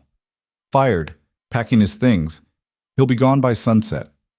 Caleb met her eyes. I should have gotten rid of him years ago. He'd been getting meaner, more controlling, but he knew the ranch so well, and I was... He paused. I was too tired to fight him, too tired to care. And now? Now I'm not tired anymore. A small smile touched his lips. Turns out watching a woman half my size face down a killer horse and a monster of a man is pretty inspiring. Harlow felt heat creep into her cheeks, despite the cold. I didn't do it to inspire anyone. I know. You did it because it needed doing, because no one else would. Caleb finished cleaning her face, sat back. That's what makes it inspiring. They were quiet for a moment, just looking at each other. Then Caleb said, the original agreement was that you'd leave after a year if things didn't work out. I want to amend that. Harlow's heart stuttered. You're firing me? No, I'm asking you to stay, permanently. Not as a mail order bride, not as a transaction, just stay. Help me run this ranch. Help me make it into something better than it's been, something that doesn't break things just because they're difficult. Caleb, I know you're not Eleanor Hayes, he interrupted gently. I don't know who you really are, and I don't need to know. All I know is that you're someone who deserves a place to belong, and if you want it, that place is here. Harlow felt tears prick her eyes again. I'm Harlow, she whispered. Harlow Pierce. And I killed my husband. Shot him in the woods and made it look like an accident. Good, Caleb said simply. He deserved it. The law might not agree. Then the law can go to hell. He stood, offered her his hand. What do you say, Harlow Pierce? Will you stay?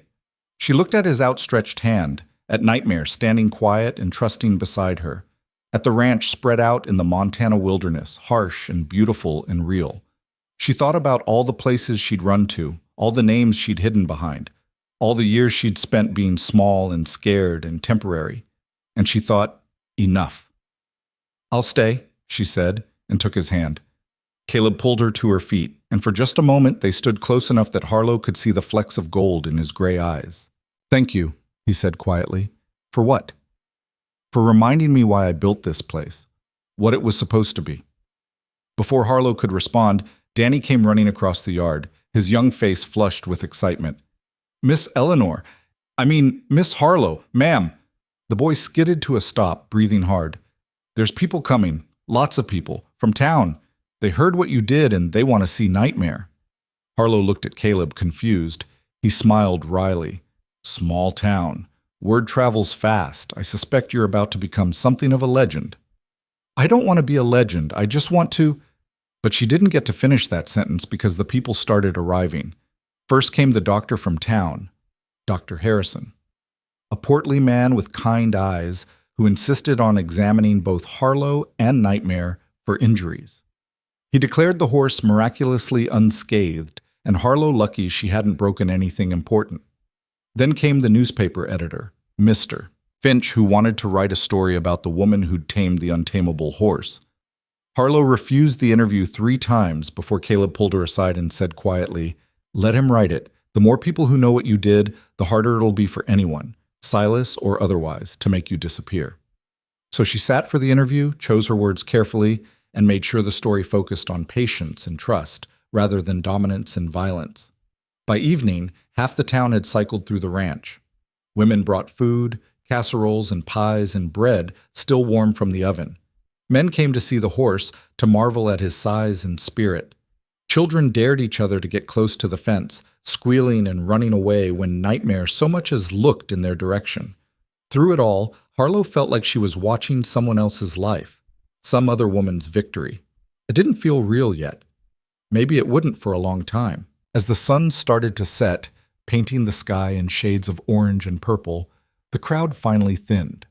Maria served dinner for just the 3 of them, Harlow, Caleb, and Danny, who'd been invited to eat in the main house as thanks for his help. The meal was warm and filling and punctuated by comfortable silence. Afterward, Harlow excused herself and walked out to Nightmare's corral one last time. The stallion was dozing in the corner, his black coat gleaming in the fading light. When he heard her approach, his ears swiveled forward. "Hey," Harlow said softly, climbing over the fence. "Just me. Wanted to say goodnight." She walked to him slowly, laid her hand on his neck, felt the warmth of him, the steady rhythm of his breathing. "Thank you," she whispered, "for trusting me, for choosing me, for being brave when I needed you to be." Nightmare turned his head, nuzzled her shoulder gently. And standing there in the gathering darkness, Harlow felt something she hadn't felt in years, safe. Not because the danger was gone. Silas was still out there, still angry. Wade was gone, but his hatred remained. And somewhere, maybe, someone might still be looking for the woman who'd killed Marcus Pierce. But for the first time in forever, Harlow wasn't facing those dangers alone. She had Nightmare. She had Caleb. She had Danny and Maria, and a ranch that was starting to feel like home. She had a name, her real name, that she could speak aloud without fear. And most importantly, she had herself back. The version of herself that had existed before Marcus broke her. The version that was brave and fierce and willing to fight for things that mattered.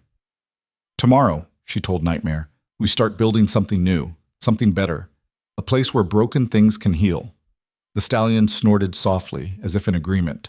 Harlow smiled, pressed her forehead against his neck, and breathed in the smell of horse and hay and Montana wind.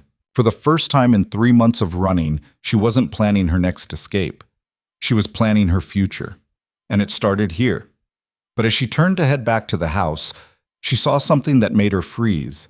A figure standing at the edge of the property, barely visible in the twilight. Too far away to make out details, but the posture was familiar. Watching.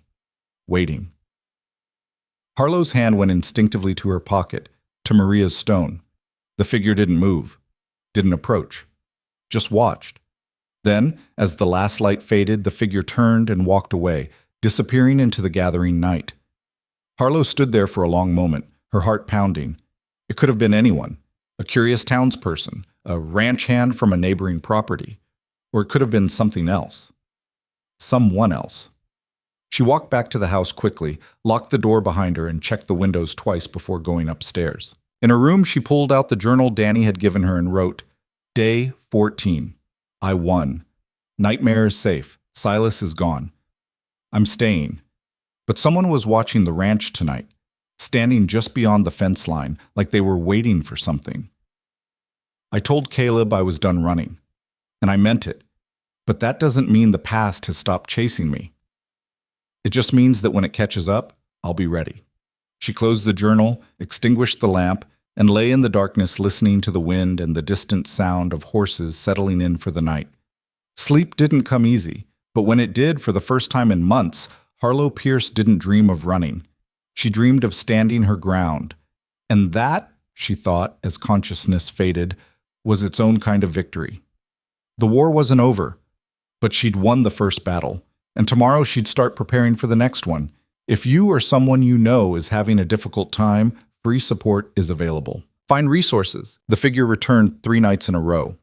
Always at dusk, always standing just beyond the property line where the ranch land met the open Montana wilderness. Never approaching, never speaking, just watching with a stillness that made Harlow's skin crawl. On the 4th night, she'd had enough.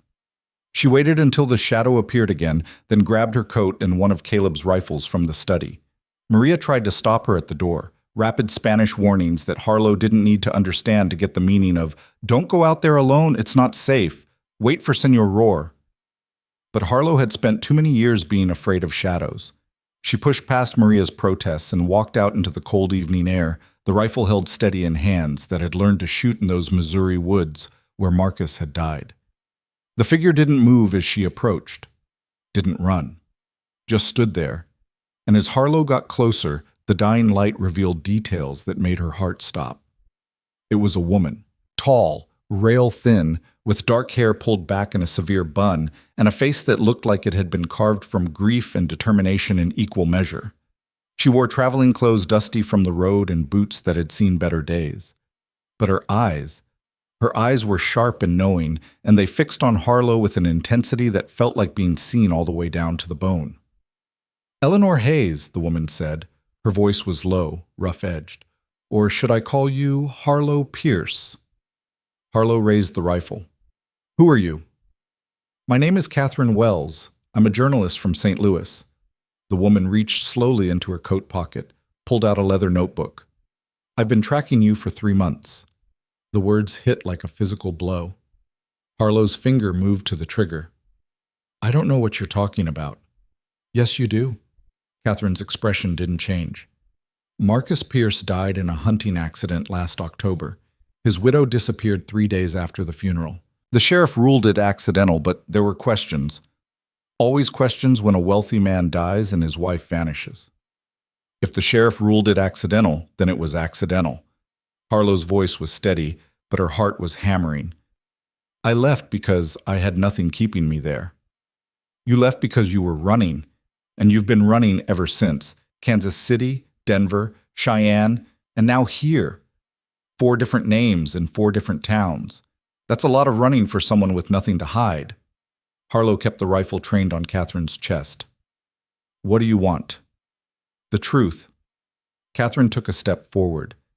"I've spent years investigating men like Marcus Pierce, men who hurt women behind closed doors, who use their money and position to get away with it, men who turn wives into property and call it marriage." Her voice went hard. "I know what he was. I know what he did to you, and I know he didn't die in an accident." The silence that followed was broken only by the wind and the distant sound of horses. Finally, Harlow said quietly, "If you know all that, then you know what happens if I admit to anything. They'll hang me." "Maybe. Or maybe they'll rule it self-defense." Catherine's eyes were fierce. "But either way, his story deserves to be told. Not the sanitized version his family put in the papers. Beloved husband, tragic accident, devoted widow, too grief-stricken to stay. The real story. What he did to you. What you had to do to survive." "Why?" Harlow's grip on the rifle tightened. "Why do you care?" Catherine was quiet for a long moment. Then she unbuttoned her high collar, pulled it down to reveal a scar across her throat. Thin, precise, the kind of scar that came from a blade held by someone who knew exactly where to cut. "Because I had a husband like Marcus once," she said softly. "And I didn't have your courage. I just kept taking it, kept thinking if I was good enough, quiet enough, perfect enough, he'd stop. Until the night he decided perfect wasn't enough anymore and went for my throat." She touched the scar gently. "My brother found me, saved me, killed him. and my brother hanged for murder while I lived with the knowledge that I'd been too weak to save myself. Harlow lowered the rifle slowly. I'm sorry. Don't be sorry. Just let me tell your story. Let me tell the world what these men are, what they do, what it costs to escape them. Catherine's voice was urgent now. I'm not here to destroy you, Harlow. I'm here to give you a chance to speak truth to power, to make sure Marcus Pierce doesn't get remembered as some tragic victim of fate, to make sure other women know they're not alone. And if I say no, then I write nothing, walk away. Your secret stays your secret. Catherine met her eyes. But I think you know that secrets have a cost too. They fester, they poison, they keep you running forever. Harlow thought about the past 3 months, the constant fear, the fake names, the exhaustion of always looking over her shoulder. She thought about standing in front of Silas Drayton 3 days ago and threatening to destroy him if he came after Nightmare. She thought about telling Caleb the truth and finding acceptance instead of judgment. Maybe Catherine was right. Maybe the only way to stop running was to stand still and tell the truth. Consequences be damned. Not here, Harlow said finally. And not tonight. But if you're staying in town, come to the ranch tomorrow afternoon. We'll talk then. Catherine nodded slowly. Thank you. Don't thank me yet. I haven't decided what I'm going to tell you. Fair enough. Catherine started to turn away, then paused. For what it's worth, what you did with that horse, that took more courage than most people have in their entire lives. Whatever else you've done, you're not the monster the law might say you are. She walked away into the gathering darkness, leaving Harlow standing alone with the rifle and the weight of a decision that could change everything. When Harlow returned to the house, she found Caleb waiting in the study with a glass of whiskey and a concerned expression. Maria said you went out armed, he said without preamble. Want to tell me what that was about? Harlow set the rifle down carefully, sank into the chair across from him. There's a woman, a journalist from St. Louis. She knows who I am, what I did. She wants to write about it. Caleb's expression went dangerously still. Is she threatening you? No. Actually, Harlow paused, trying to find the right words. She's offering me a choice. Tell my story publicly or keep running forever. That's not a choice. That's blackmail dressed up as empowerment. Maybe. Or maybe it's an opportunity. Harlow leaned forward. I'm tired, Caleb. Tired of hiding. Tired of flinching every time someone says my name wrong. Tired of waiting for the past to catch up with me. So you're going to hand yourself over to the law? Let them decide whether killing your abusive husband was justified? Caleb's voice was tight with barely controlled anger. That's insane. Is it? You told me yourself that removing poison from the world isn't a crime, it's survival. Maybe it's time I stop treating it like something shameful. The difference between what I told you and what a judge will say is a courtroom and a rope.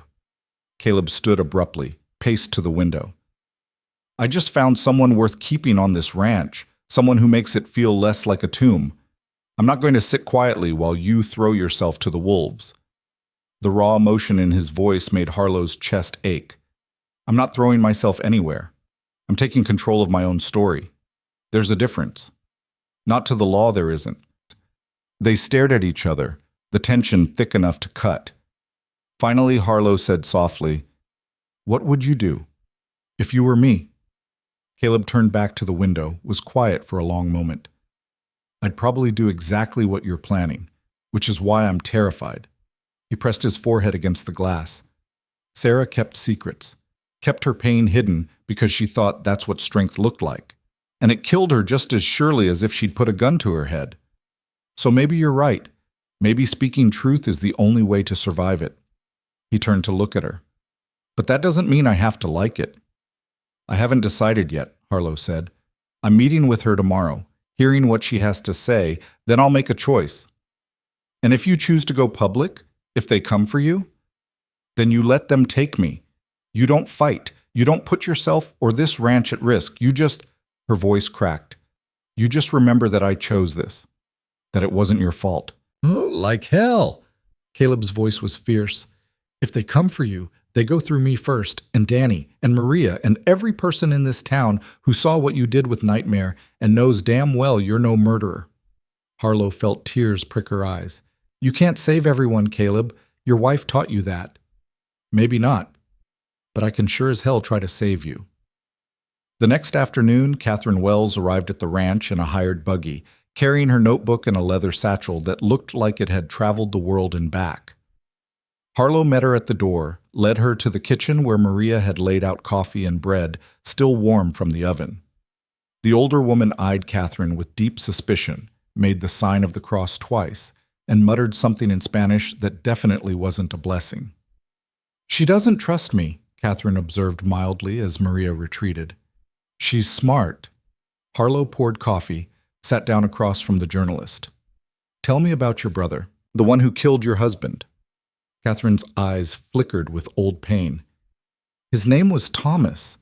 He was 2 years younger than me, worked as a clerk, never hurt anyone in his life until the night he found me bleeding on the kitchen floor. Then he picked up the knife my husband had dropped, and—" She paused. "It was quick, merciful even, more than the bastard deserved. And they hanged him for it.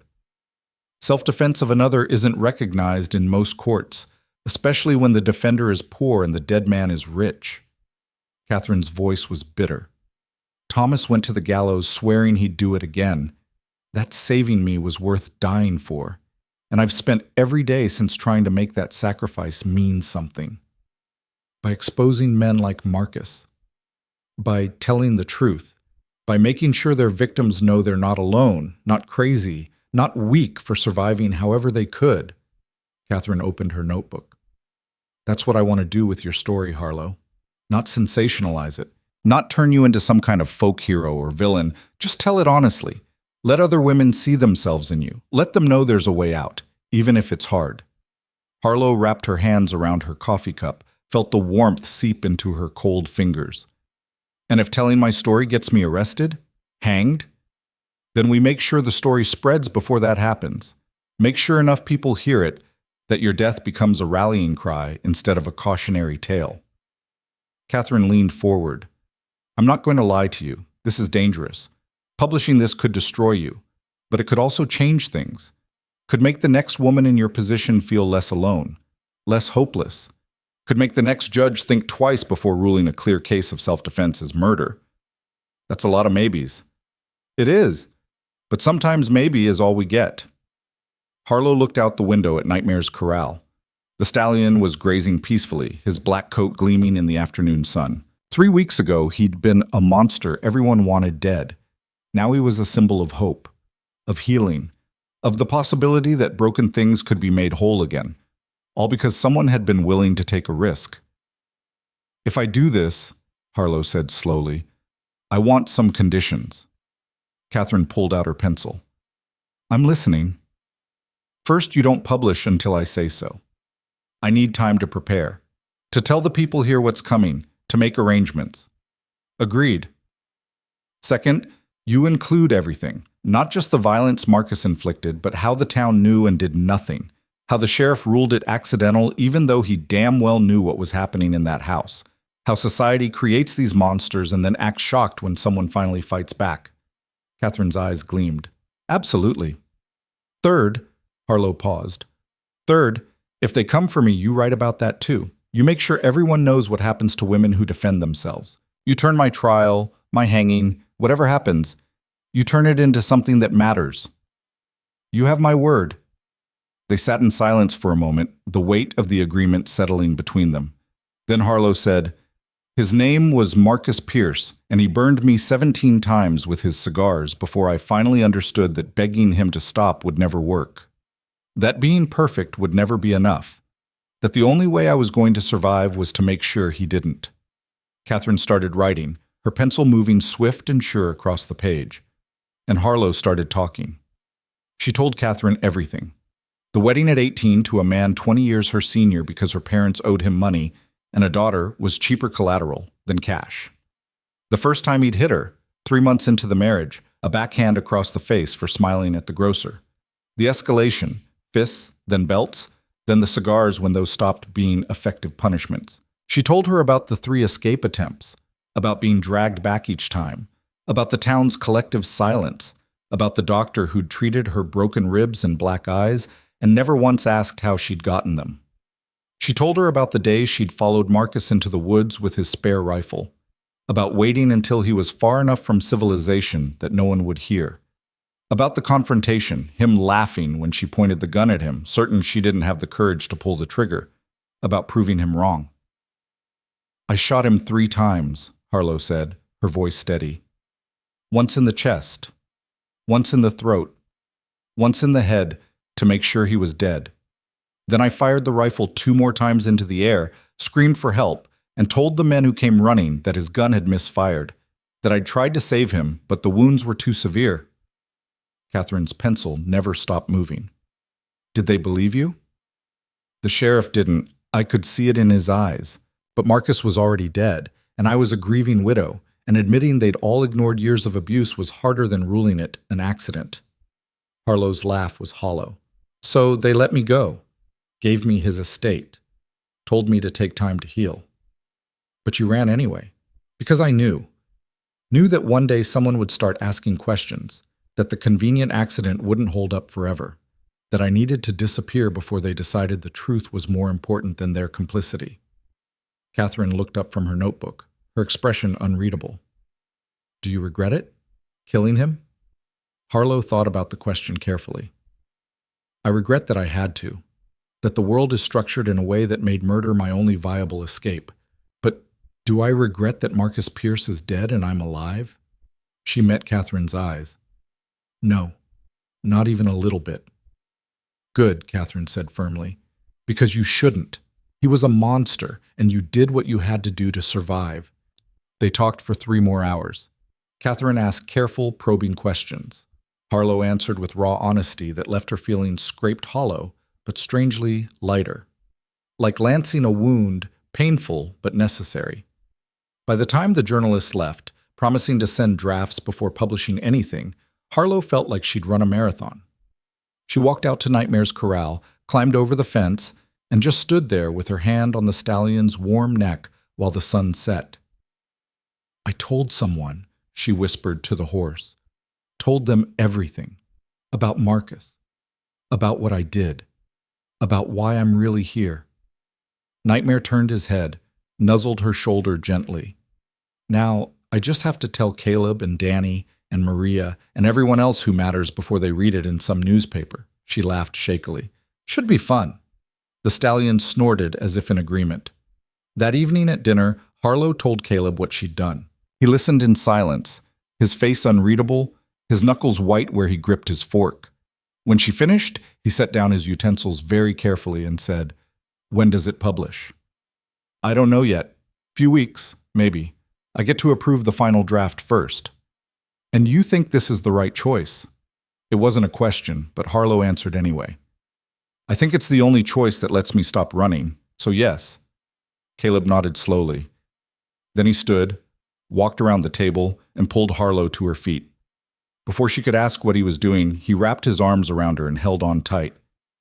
"Then we'll face it together," he said quietly against her hair. "Whatever comes, you're not alone in this." Harlow's breath caught. She buried her face in his shoulder and let herself be held, let herself feel safe for just a moment before the storm arrived. The weeks that followed were strange and suspended, like waiting for thunder after seeing lightning. Catherine sent drafts, long, detailed articles that laid out Marcus's abuse and Harlow's escape with unflinching clarity. Harlow edited, clarified, approved. The final version was devastating and true. Meanwhile, life on the ranch continued. Harlow kept working with Nightmare, building on the trust they'd established. The stallion was gentler now, more willing to accept handling, though he still had his moments of wild-eyed panic when something triggered old memories. Harlow understood. She had those moments too. She also started helping with the other horses, the ones that had been neglected or poorly trained. Danny worked with her, eager to learn her methods, patience over force, understanding over domination. "It's like you're speaking a different language," the boy said one afternoon as Harlow coaxed a skittish mare to accept a halter. "The language they understand instead of the one we think they should." Most problems with horses aren't really horse problems, Harlow explained. They're human problems. We expect them to think like us, act like us, when they're completely different creatures with different needs and fears. Meeting them where they are instead of forcing them to meet us. That's the secret. My ma would have liked you, Danny said quietly. She used to say stuff like that. Harlow smiled. I think I would have liked her too. The work was satisfying in a way Harlow had never experienced before. Building something instead of running from something. Creating instead of just surviving. For the first time since Marcus's death, she started thinking beyond the next escape route. Started imagining a future that involved more than just making it through another day. Then one evening, as October faded into November and the Montana air turned sharp with coming winter, a telegram arrived. Caleb brought it to her in the study, his face grim. Harlow opened it with shaking hands. Article publishes tomorrow. Brace yourself. See Wells tomorrow. 24 hours until her truth went public. 24 hours until the law, and whatever was left of Marcus's family, learned that his death was no accident.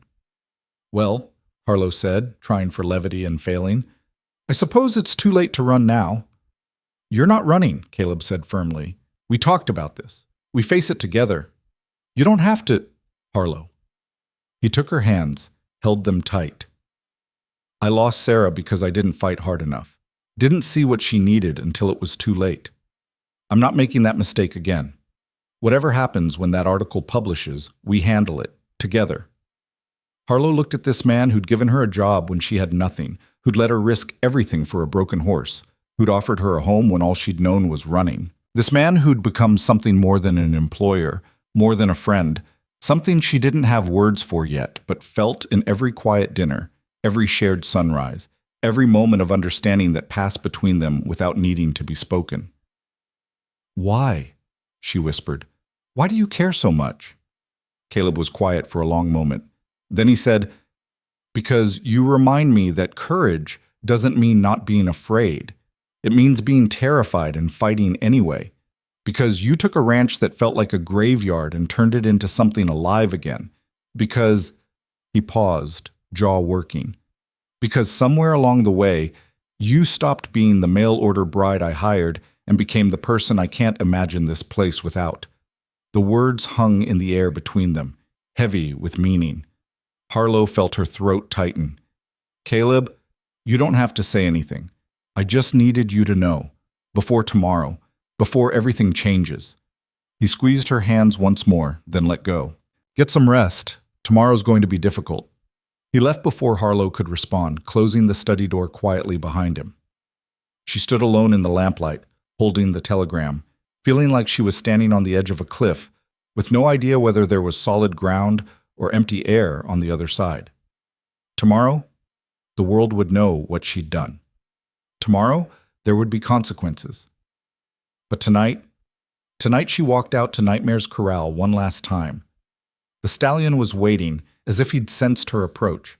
She climbed into the enclosure, wrapped her arms around his neck, and whispered all her fears into his mane. And Nightmare, the horse that had killed 3 men and broken 32 more, stood perfectly still and let her cry. Because sometimes the most broken things in the world understood each other best. And sometimes that understanding was the only thing strong enough to carry you through the storm. The article hit the newsstands at dawn.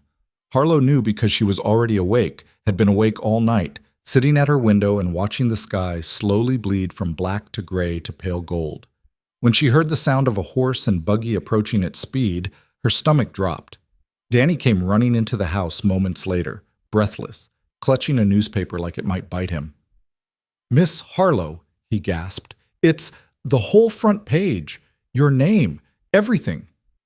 Harlow took the paper with hands that only shook a little. The headline was bold, uncompromising. The woman who killed to survive. A true account of abuse, murder, and justice denied. Catherine had kept her word. Every detail was there. Marcus's violence, the town's complicity, the sheriff's convenient ruling, Harlow's desperate decision in those woods. But more than that, Catherine had woven in context statistics, stories of other women trapped in similar hells. She'd made Harlow's story not just personal, but political, a damning indictment of a system that protected abusers and punished victims. It was brilliant. It was devastating. It was going to change everything. Is it true? Danny asked quietly. All of it? Harlow met the boy's eyes. Yes. Good. His voice was fierce, unexpected. I'm glad you killed him. I'm glad he's dead. Before Harlow could respond, Caleb appeared in the doorway, already dressed despite the early hour. His face was grim but determined. We need to prepare, he said. The law will come.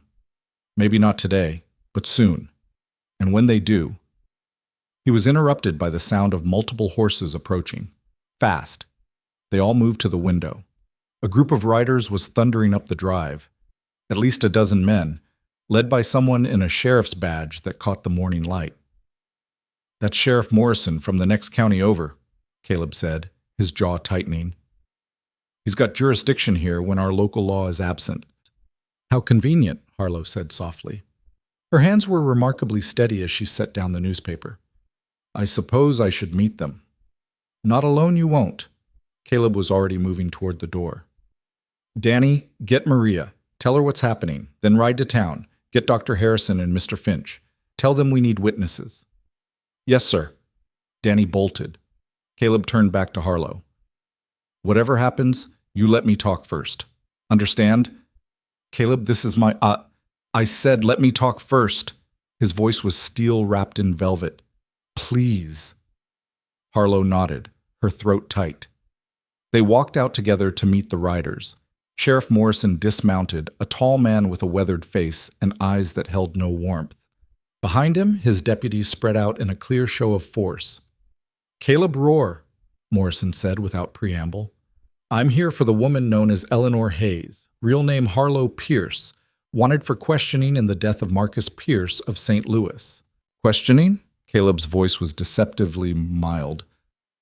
Seems like a lot of men for questioning. I've read the article.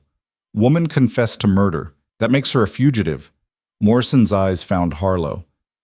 Mrs. Pierce, I'm going to need you to come with me. On what charges? Caleb stepped slightly in front of Harlow. The death was ruled accidental. The case was closed.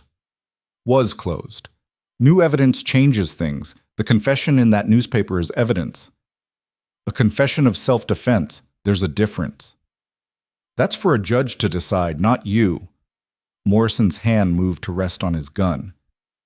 Step aside, Rohr. This doesn't concern you. Like hell it doesn't. This is my ranch. That's my employee, and you don't have a warrant. Morrison's expression hardened. Don't make this difficult. I'm not the one riding onto private property with an armed posse. Caleb's voice went cold. You want her? You get a proper warrant. Until then, get off my land. The tension ratcheted up, deputies' hands moving to their weapons. Harlow felt her pulse hammering in her throat. This was about to turn violent, and it would be her fault. Caleb, she said quietly, it's all right. I'll go. No. He didn't look at her, kept his eyes on Morrison. You're not going anywhere without due process. I appreciate what you're trying to do, but she was interrupted by the sound of more horses. A lot more horses. Everyone turned to see what looked like half the town of Stillwater riding up the drive. Dr. Harrison in his buggy, Mr. Finch with his camera, the general store owner, the blacksmith. Women Harlow recognized from church, from the market, from the day she'd ridden Nightmare, even some of the ranch hands from neighboring properties. They formed a loose semicircle around the confrontation, silent but present. Morrison looked at them, then back at Caleb. What's this? Witnesses, Caleb said simply. You wanted to arrest someone on my property? Fine. But you're going to do it in front of the entire town, and they're going to remember exactly how this went down. Mr. Finch raised his camera. For the record, Sheriff Morrison, would you care to make a statement about why you're arresting a woman who defended herself from years of documented abuse? Morrison's face flushed. I'm not. This isn't about she confessed to murder. Self-defense, Dr. Harrison corrected, climbing down from his buggy. I've read the article. I've also done some research into Mr. Pierce's history. Did you know he was involved in 3 other suspicious deaths of young women before he married Harlow? All ruled accidents, all conveniently enriching him through inheritance. A murmur ran through the crowd. That's speculation, Morrison said, but he sounded less certain now. Is it? Because I have copies of the coroner's reports right here. Dr. Harrison pulled papers from his bag. Fascinating reading. All three women showed signs of long-term abuse. All three died in circumstances that conveniently removed them from marriages they were known to be unhappy in. Harlow stared at the doctor, stunned. She'd had no idea. Marcus had never mentioned previous wives. Even if that's true, Morrison argued, it doesn't change the fact that she killed him. It establishes a pattern of behavior, a new voice said. Catherine Wells pushed through the crowd, notebook in hand. It suggests that Marcus Pierce was a serial abuser who'd gotten away with it for years. It suggests that Harlow Pierce wasn't his only victim, just the only one who survived. And it raises the question of why you're so eager to arrest his killer instead of investigating why the law failed to protect 4 women from a monster. Morrison looked around at the crowd, at the faces watching him with increasing hostility. I'm doing my job.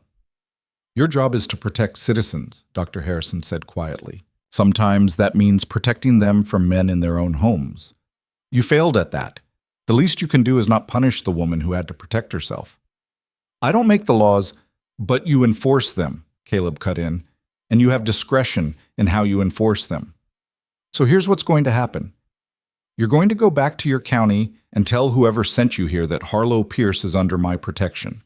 That if they want to prosecute her, they're going to have to go through me, my lawyers, and every person standing here today. That we're going to make this the ugliest, most public trial in Montana history. That we're going to drag every piece of Marcus Pierce's past into the light and make damn sure the whole country knows exactly what kind of man he was. Caleb stepped forward, his presence commanding despite Morrison's size advantage. Or, he continued softly, you could decide that sometimes justice and law aren't the same thing. That sometimes a closed case should stay closed. That sometimes the woman who survives doesn't need to be punished for it. The silence that followed was absolute. Morrison looked at Harlow, really looked at her for the first time. She met his gaze steadily, refusing to flinch, refusing to look away. Finally, the sheriff said, I'll need to consult with the district attorney. You do that, Caleb said, and while you're consulting, we'll be right here, not going anywhere. Morrison remounted his horse, gestured to his deputies. This isn't over. Maybe not, Caleb agreed, but it's not as simple as you thought it was, either. The sheriff and his men rode off, leaving a cloud of dust and uncertain futures in their wake. The moment they were gone, the crowd erupted. People rushed forward, surrounding Harlow with words of support, offers of help, angry declarations that they'd known something was wrong in street. Lewis, that the law had failed her, that she deserved protection, not prosecution. It was overwhelming. Harlow felt herself swaying, the lack of sleep and crushing anxiety finally catching up with her. Caleb's hand found her elbow, steadying her. Inside, he said quietly, before you collapse. He guided her through the crowd, Danny running interference until they were back in the house. Maria immediately pressed hot coffee into Harlow's hands and started fussing in rapid Spanish. What just happened? Harlow asked, her voice shaking. The town chose you, Dr. Harrison said. He'd followed them inside, along with Catherine and Mr. Finch. They read the article. They saw themselves in your story, or their daughters, their sisters, their wives, and they decided that the law might not always be right, but community can be. But Morrison will be back, Catherine said pragmatically, with a warrant next time, with more men. The district attorney will want to make an example of you, especially now that the story's public. Then we fight it in court, Caleb said firmly. We get the best lawyers money can buy. We make sure the jury hears everything, Marcus's history, the abuse, the self-defense claim. And if we lose? Harlow asked quietly. The room went silent. Finally, Dr. Harrison said, Then we make sure your story lives on anyway. That's what Catherine's article did. It made you more than just a defendant. It made you a symbol. And symbols are harder to hang than people. Not impossible, though, Harlow said with a bitter smile. No, the doctor admitted. Not impossible, but worth fighting for. The next 3 weeks were a blur of preparation. Caleb hired lawyers from Denver, men with sharp minds and sharper tongues who'd built careers on defending the defenseless. They descended on the ranch like a small army, taking depositions, gathering evidence, building a case that transformed Harlow from murderer to survivor. Catherine wrote follow-up articles. Other papers picked up the story. Letters arrived from across the country, some supportive, some vicious, all proof that Harlow's private tragedy had become a public debate. And through it all, Harlow kept working with the horses. It was the only thing that kept her sane. Those morning hours with Nightmare and the growing collection of damaged animals that ranchers had started bringing to the property. Word had spread about her methods, about how she'd transformed a killer stallion into something gentler, and suddenly everyone wanted to see if she could work the same magic on their problem horses. She couldn't always. Some animals were too far gone, too broken by cruelty or fear. But many, most even, responded to patience and consistency, to being treated like individuals with feelings rather than tools to be used.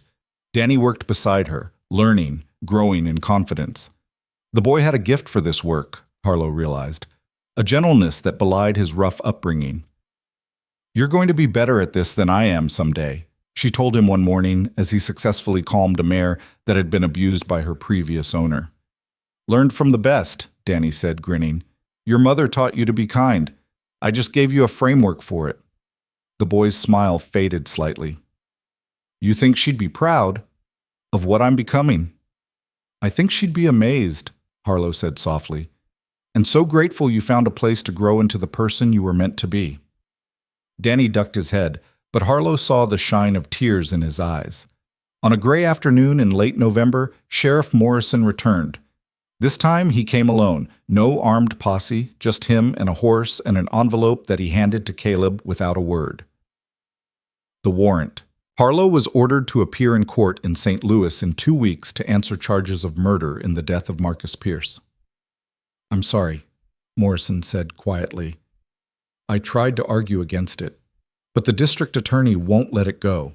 Says the article makes it impossible to ignore." "We'll be there," Caleb said, his voice tight, "with lawyers and witnesses and every piece of evidence we can find." Morrison nodded, then looked at Harlow. "For what it's worth, I hope you win. My sister was married to a man like yours. She didn't make it out, so yeah, I hope you win." He rode away, leaving them with the warrant and 2 weeks to prepare for a trial that would determine whether Harlow lived or died. The ranch became a war room. Lawyers spread documents across every available surface. Catherine coordinated with other journalists, building a media campaign that would make the trial impossible to sweep under the rug. Dr. Harrison compiled medical evidence, testimony from people who'd known Marcus, proof of his pattern of abuse, and Harlow prepared herself for the possibility that none of it would matter, that she'd stood up, told the truth, and would hang for it anyway. The night before they were scheduled to leave for St. Louis, Harlow couldn't sleep. She wandered downstairs, found Caleb in the study, nursing a whiskey and staring at the fire. "Couldn't sleep either?" she asked. He looked up, managed a tired smile. "Kept thinking about all the things that could go wrong tomorrow." "Just tomorrow?" Harlow sat down across from him. "I've been cataloging disaster scenarios for weeks. And yet you're still going through with it. Don't really have a choice at this point. You could run." Caleb's voice was quiet. "Right now, tonight. I'd give you money, a horse, whatever you need. You could disappear. I'd tell them you escaped in the night, that I couldn't stop you." Harlow looked at this man who'd offered her safety, support, and something deeper that neither of them had quite put into words yet. "I could, but then I'd spend the rest of my life running, looking over my shoulder, never building anything real." She shook her head. "I'm done running, Caleb. Whatever happens in that courtroom, at least I'll face it standing still." "Even if standing still gets you killed?" "Even then." She reached across the space between them, took his hand. "Thank you for everything, for giving me a place to land, for fighting for me when you didn't have to, for—" Her voice cracked. "For making me remember that not all men are monsters." Caleb's fingers tightened around hers. "Harlow, I need to tell you something. In case tomorrow goes badly, in case I don't get another chance. Don't! I love you." The words came out rough, urgent. Not as an employer, not as some kind of savior complex. "I love you because you're fierce and brave, and you turned my dying ranch into something alive again. Because you see broken things and choose to heal them instead of destroy them. Because you make me want to be better than I've been. Harlow felt tears streaming down her face. Caleb, you don't have to say anything back. I just needed you to know. Before tomorrow. Before whatever comes next. She stood, pulled him to his feet, and kissed him. It was desperate and gentle, and tasted like whiskey and tears and everything they might lose tomorrow. When they finally broke apart, Harlow pressed her forehead against his and whispered, I love you too, and I'm going to fight like hell to come back to you. Promise me something, Caleb said. If it goes wrong, if they convict you, don't give up. Appeal. Delay. Buy time. Let us keep fighting. I promise. They held each other in the firelight, two broken people who'd found something whole in each other, and tried not to think about how fragile that wholeness really was. The trial began on a freezing December morning in a St. Louis courtroom packed with journalists, curious citizens, and Marcus Pierce's family, a collection of well-dressed vultures who watched Harlow with undisguised hatred. The prosecution's case was straightforward. Harlow had confessed to killing her husband, premeditated murder. The death penalty was warranted. But the defense was ready. Caleb's lawyers called witness after witness, doctors who'd treated Harlow's injuries over the years, testifying to the systematic abuse, neighbors who'd heard screaming, shop owners who'd seen the bruises, the coroner who'd examined Marcus's previous wives and found disturbing patterns. Catherine Wells took the stand and read sections of her article aloud, her voice clear and unwavering as she detailed Marcus's reign of terror. And then, on the third day, Harlow testified. She told her story, all of it, nothing held back. The burns, the beatings, the failed escape attempts, the desperate decision in those woods when she'd finally understood that asking permission to survive wasn't going to work. Did you want to kill him? The prosecutor asked on cross-examination. Harlow met the man's eyes. I wanted to live. Killing him was the only way to make that happen. So you admit it was premeditated. I admit that I planned to survive. If you want to call that premeditation, fine. But I call it self-defense. The prosecutor tried to shake her testimony, to paint her as a cold-blooded killer who'd murdered for money. But Harlow held firm, her voice steady, her truth unassailable. When she finally stepped down, she felt hollowed out but clean. She'd said everything, held nothing back. Now it was up to 12 strangers to decide whether surviving made her a murderer. The jury deliberated for 2 days. Harlow spent them in a cell, unable to sleep, playing out every possible scenario. Caleb visited daily, bringing news from the trial, messages of support from people across the country who'd read Catherine's articles and were demanding justice. But justice was a slippery thing, and Harlow had learned long ago that wanting something didn't make it real. On the afternoon of the second day, the jury returned. Harlow was brought back into the courtroom, her wrists shackled, her heart hammering so hard she thought it might break through her ribs. She found Caleb in the gallery, his face gray with worry, Danny beside him, and Maria, and Dr. Harrison, and Catherine with her notebook ready to record whatever came next. The foreman stood. We, the jury, find the defendant, Harlow Pierce, in the matter of the death of Marcus Pierce. The pause felt like eternity. Not guilty by reason of self-defense. The courtroom erupted. Half the gallery cheered. Marcus's family screamed protests. The judge pounded his gavel, demanding order. But Harlow heard none of it. She just stood there shaking, barely able to process the words. Not guilty. She'd won. She'd told the truth and survived it. The shackles came off. Caleb pushed through the crowd, wrapped her in his arms, held her while she sobbed against his chest. Danny was there too, and Maria, everyone talking at once, crying and laughing and celebrating. Outside the courthouse, a crowd had gathered, hundreds of people, maybe thousands, holding signs that read, Justice for Harlow, and survivors deserve protection, and we believe you. Catherine appeared at Harlow's elbow. You did it. You changed the conversation. I just told the truth. That's all it took. Catherine squeezed her hand. The rest of us just made sure people listened. The journey back to Montana took 3 days. When they finally crested the hill overlooking the ranch, Harlow felt something in her chest unknot for the first time in months. Home. This was home. Not a hiding place. Not a temporary refuge. Home. The ranch had changed in her absence. More horses in the corrals. animals that neighboring ranchers had brought for rehabilitation. A new barn under construction, signs of growth, of life, of something being built rather than just maintained. And in the center corral, Nightmare waited. Harlow went to him first before unpacking, before even taking off her coat. The stallion nickered when he saw her, trotted to the fence, pressed his massive head against her chest. "I'm back," she whispered.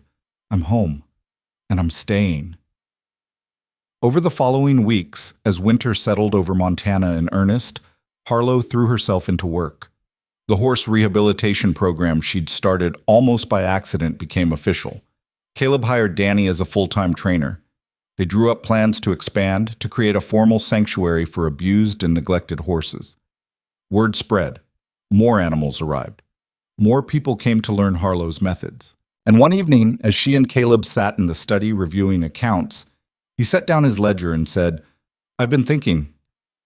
Dangerous habit." He smiled. "I'd like to make this official. The partnership, the ranch, us."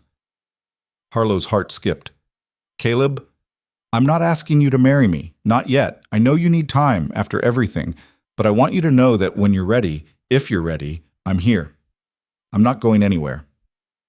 Harlow looked at this man who'd stood beside her through a murder trial, who'd risked everything to protect her, who'd loved her at her most broken and never asked her to be anything other than exactly who she was. "Ask me," she said. "What? Ask me? Now, because I'm ready. I've been ready since the night before the trial when you told me you loved me. I just didn't know if I deserved it." "Harlow, ask me, Caleb." He stood, pulled her to her feet, looked at her with those gray eyes that saw all the way through her and loved what they found. "Harlow Pierce, will you marry me? Will you stay here and build this life with me? Will you let me love you for as long as we both shall live?" "Yes," she whispered. "Yes, absolutely yes."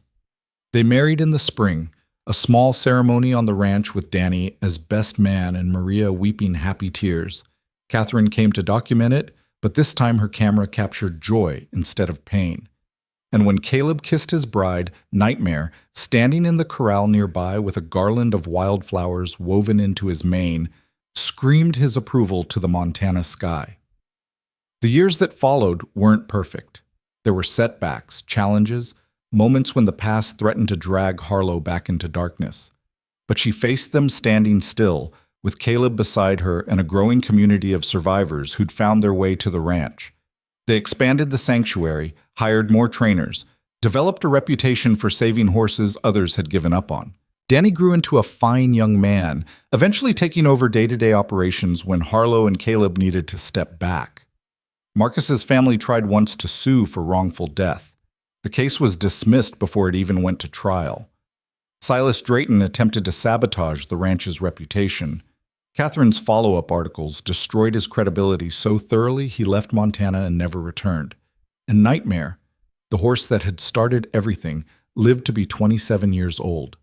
He died peacefully one summer evening, lying in the grass with his head in Harlow's lap, the sun warm on his scarred coat. "Thank you," Harlow whispered as his breathing slowed. "Thank you for being brave when I needed you. Thank you for choosing trust over fear. Thank you for teaching me that broken things can heal." The stallion's eyes closed for the last time. They buried him on the hill overlooking the ranch under a marker that read, "Nightmare, who taught us that the most broken souls can become the bravest hearts." 10 years after the trial, Catherine published a book, The Woman and the Horse: How One Act of Courage Changed Everything. It became a bestseller, sparking a national conversation about domestic violence, self-defense laws, and the rights of survivors. 20 years after, the ranch had trained over 300 horses and helped establish similar sanctuaries across the West. 30 years after, Harlow Pierce Roar, no longer hiding, no longer running, no longer afraid, stood on her front porch and watched the sun set over land that had become a symbol of healing. Caleb emerged from the house, slipped his arm around her waist. His hair was gray now, his face more lined, but his eyes held the same warmth they'd had the day he'd first offered her a home. "Thinking about him?" he asked, knowing without needing to specify whether she meant Marcus or Nightmare. "Both," Harlow admitted. "Marcus taught me I could survive. Nightmare taught me I could heal, and you—" She turned to face him. You taught me I could live. Actually live, not just survive. We taught each other, Caleb said softly. That's how it works. Inside the house, they could hear Danny's children laughing. The ranch had become a family business, passed down through chosen relatives rather than blood. Maria was long gone, but her recipes lived on in the kitchen. The stone she'd given Harlow sat on the mantel, a reminder that soft things could break mountains. And in the corrals below, horses that had been beaten, starved, abused, and abandoned were learning to trust again. Learning that not all hands hurt, that patience existed, that healing was possible. Harlow had spent her 20s running from a monster, her 30s proving she wasn't one herself, her 40s building something that would outlast her. And now, in her 50s, she finally understood what freedom actually meant. It wasn't the absence of fear. It wasn't never looking back. It was choosing every single day to stand still and fight for the life you wanted instead of running from the one you didn't. It was taking your scars and turning them into strength. It was looking at broken things, horses, people, yourself, and seeing possibility instead of ruin. Come on, Caleb said, tugging her toward the door. Dinner's ready, and Danny's bringing the grandkids over. They want to hear the story again. Which story? The one about the woman who tamed Nightmare. Harlow smiled. I didn't tame him. I just loved him enough that he decided to be brave. Same thing, Caleb said. But Harlow knew better. Taming was about dominance, about breaking something wild into submission. What she'd done with Nightmare, what she'd done with herself, was something else entirely. It was about seeing the terror beneath the violence, understanding that hurt things, and choosing, against all logic and survival instinct, to respond with compassion instead of fear. That's what had saved Nightmare. That's what had saved her. And that's what the ranch represented now. A place where broken things came to remember that they'd been whole once and could be whole again. Not perfect. Never perfect. But whole. As Harlow walked inside, she glanced back one last time at Nightmare's grave on the hill. The evening light painted it gold, and for just a moment she could almost see him, a massive black stallion running free against the Montana sky, no longer afraid, no longer angry, just free. She whispered a final thank you to the horse that had saved her by letting her save him.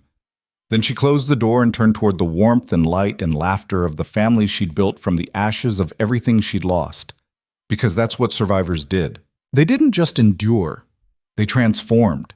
They took their pain and turned it into purpose, their trauma into triumph, their nightmares into hope.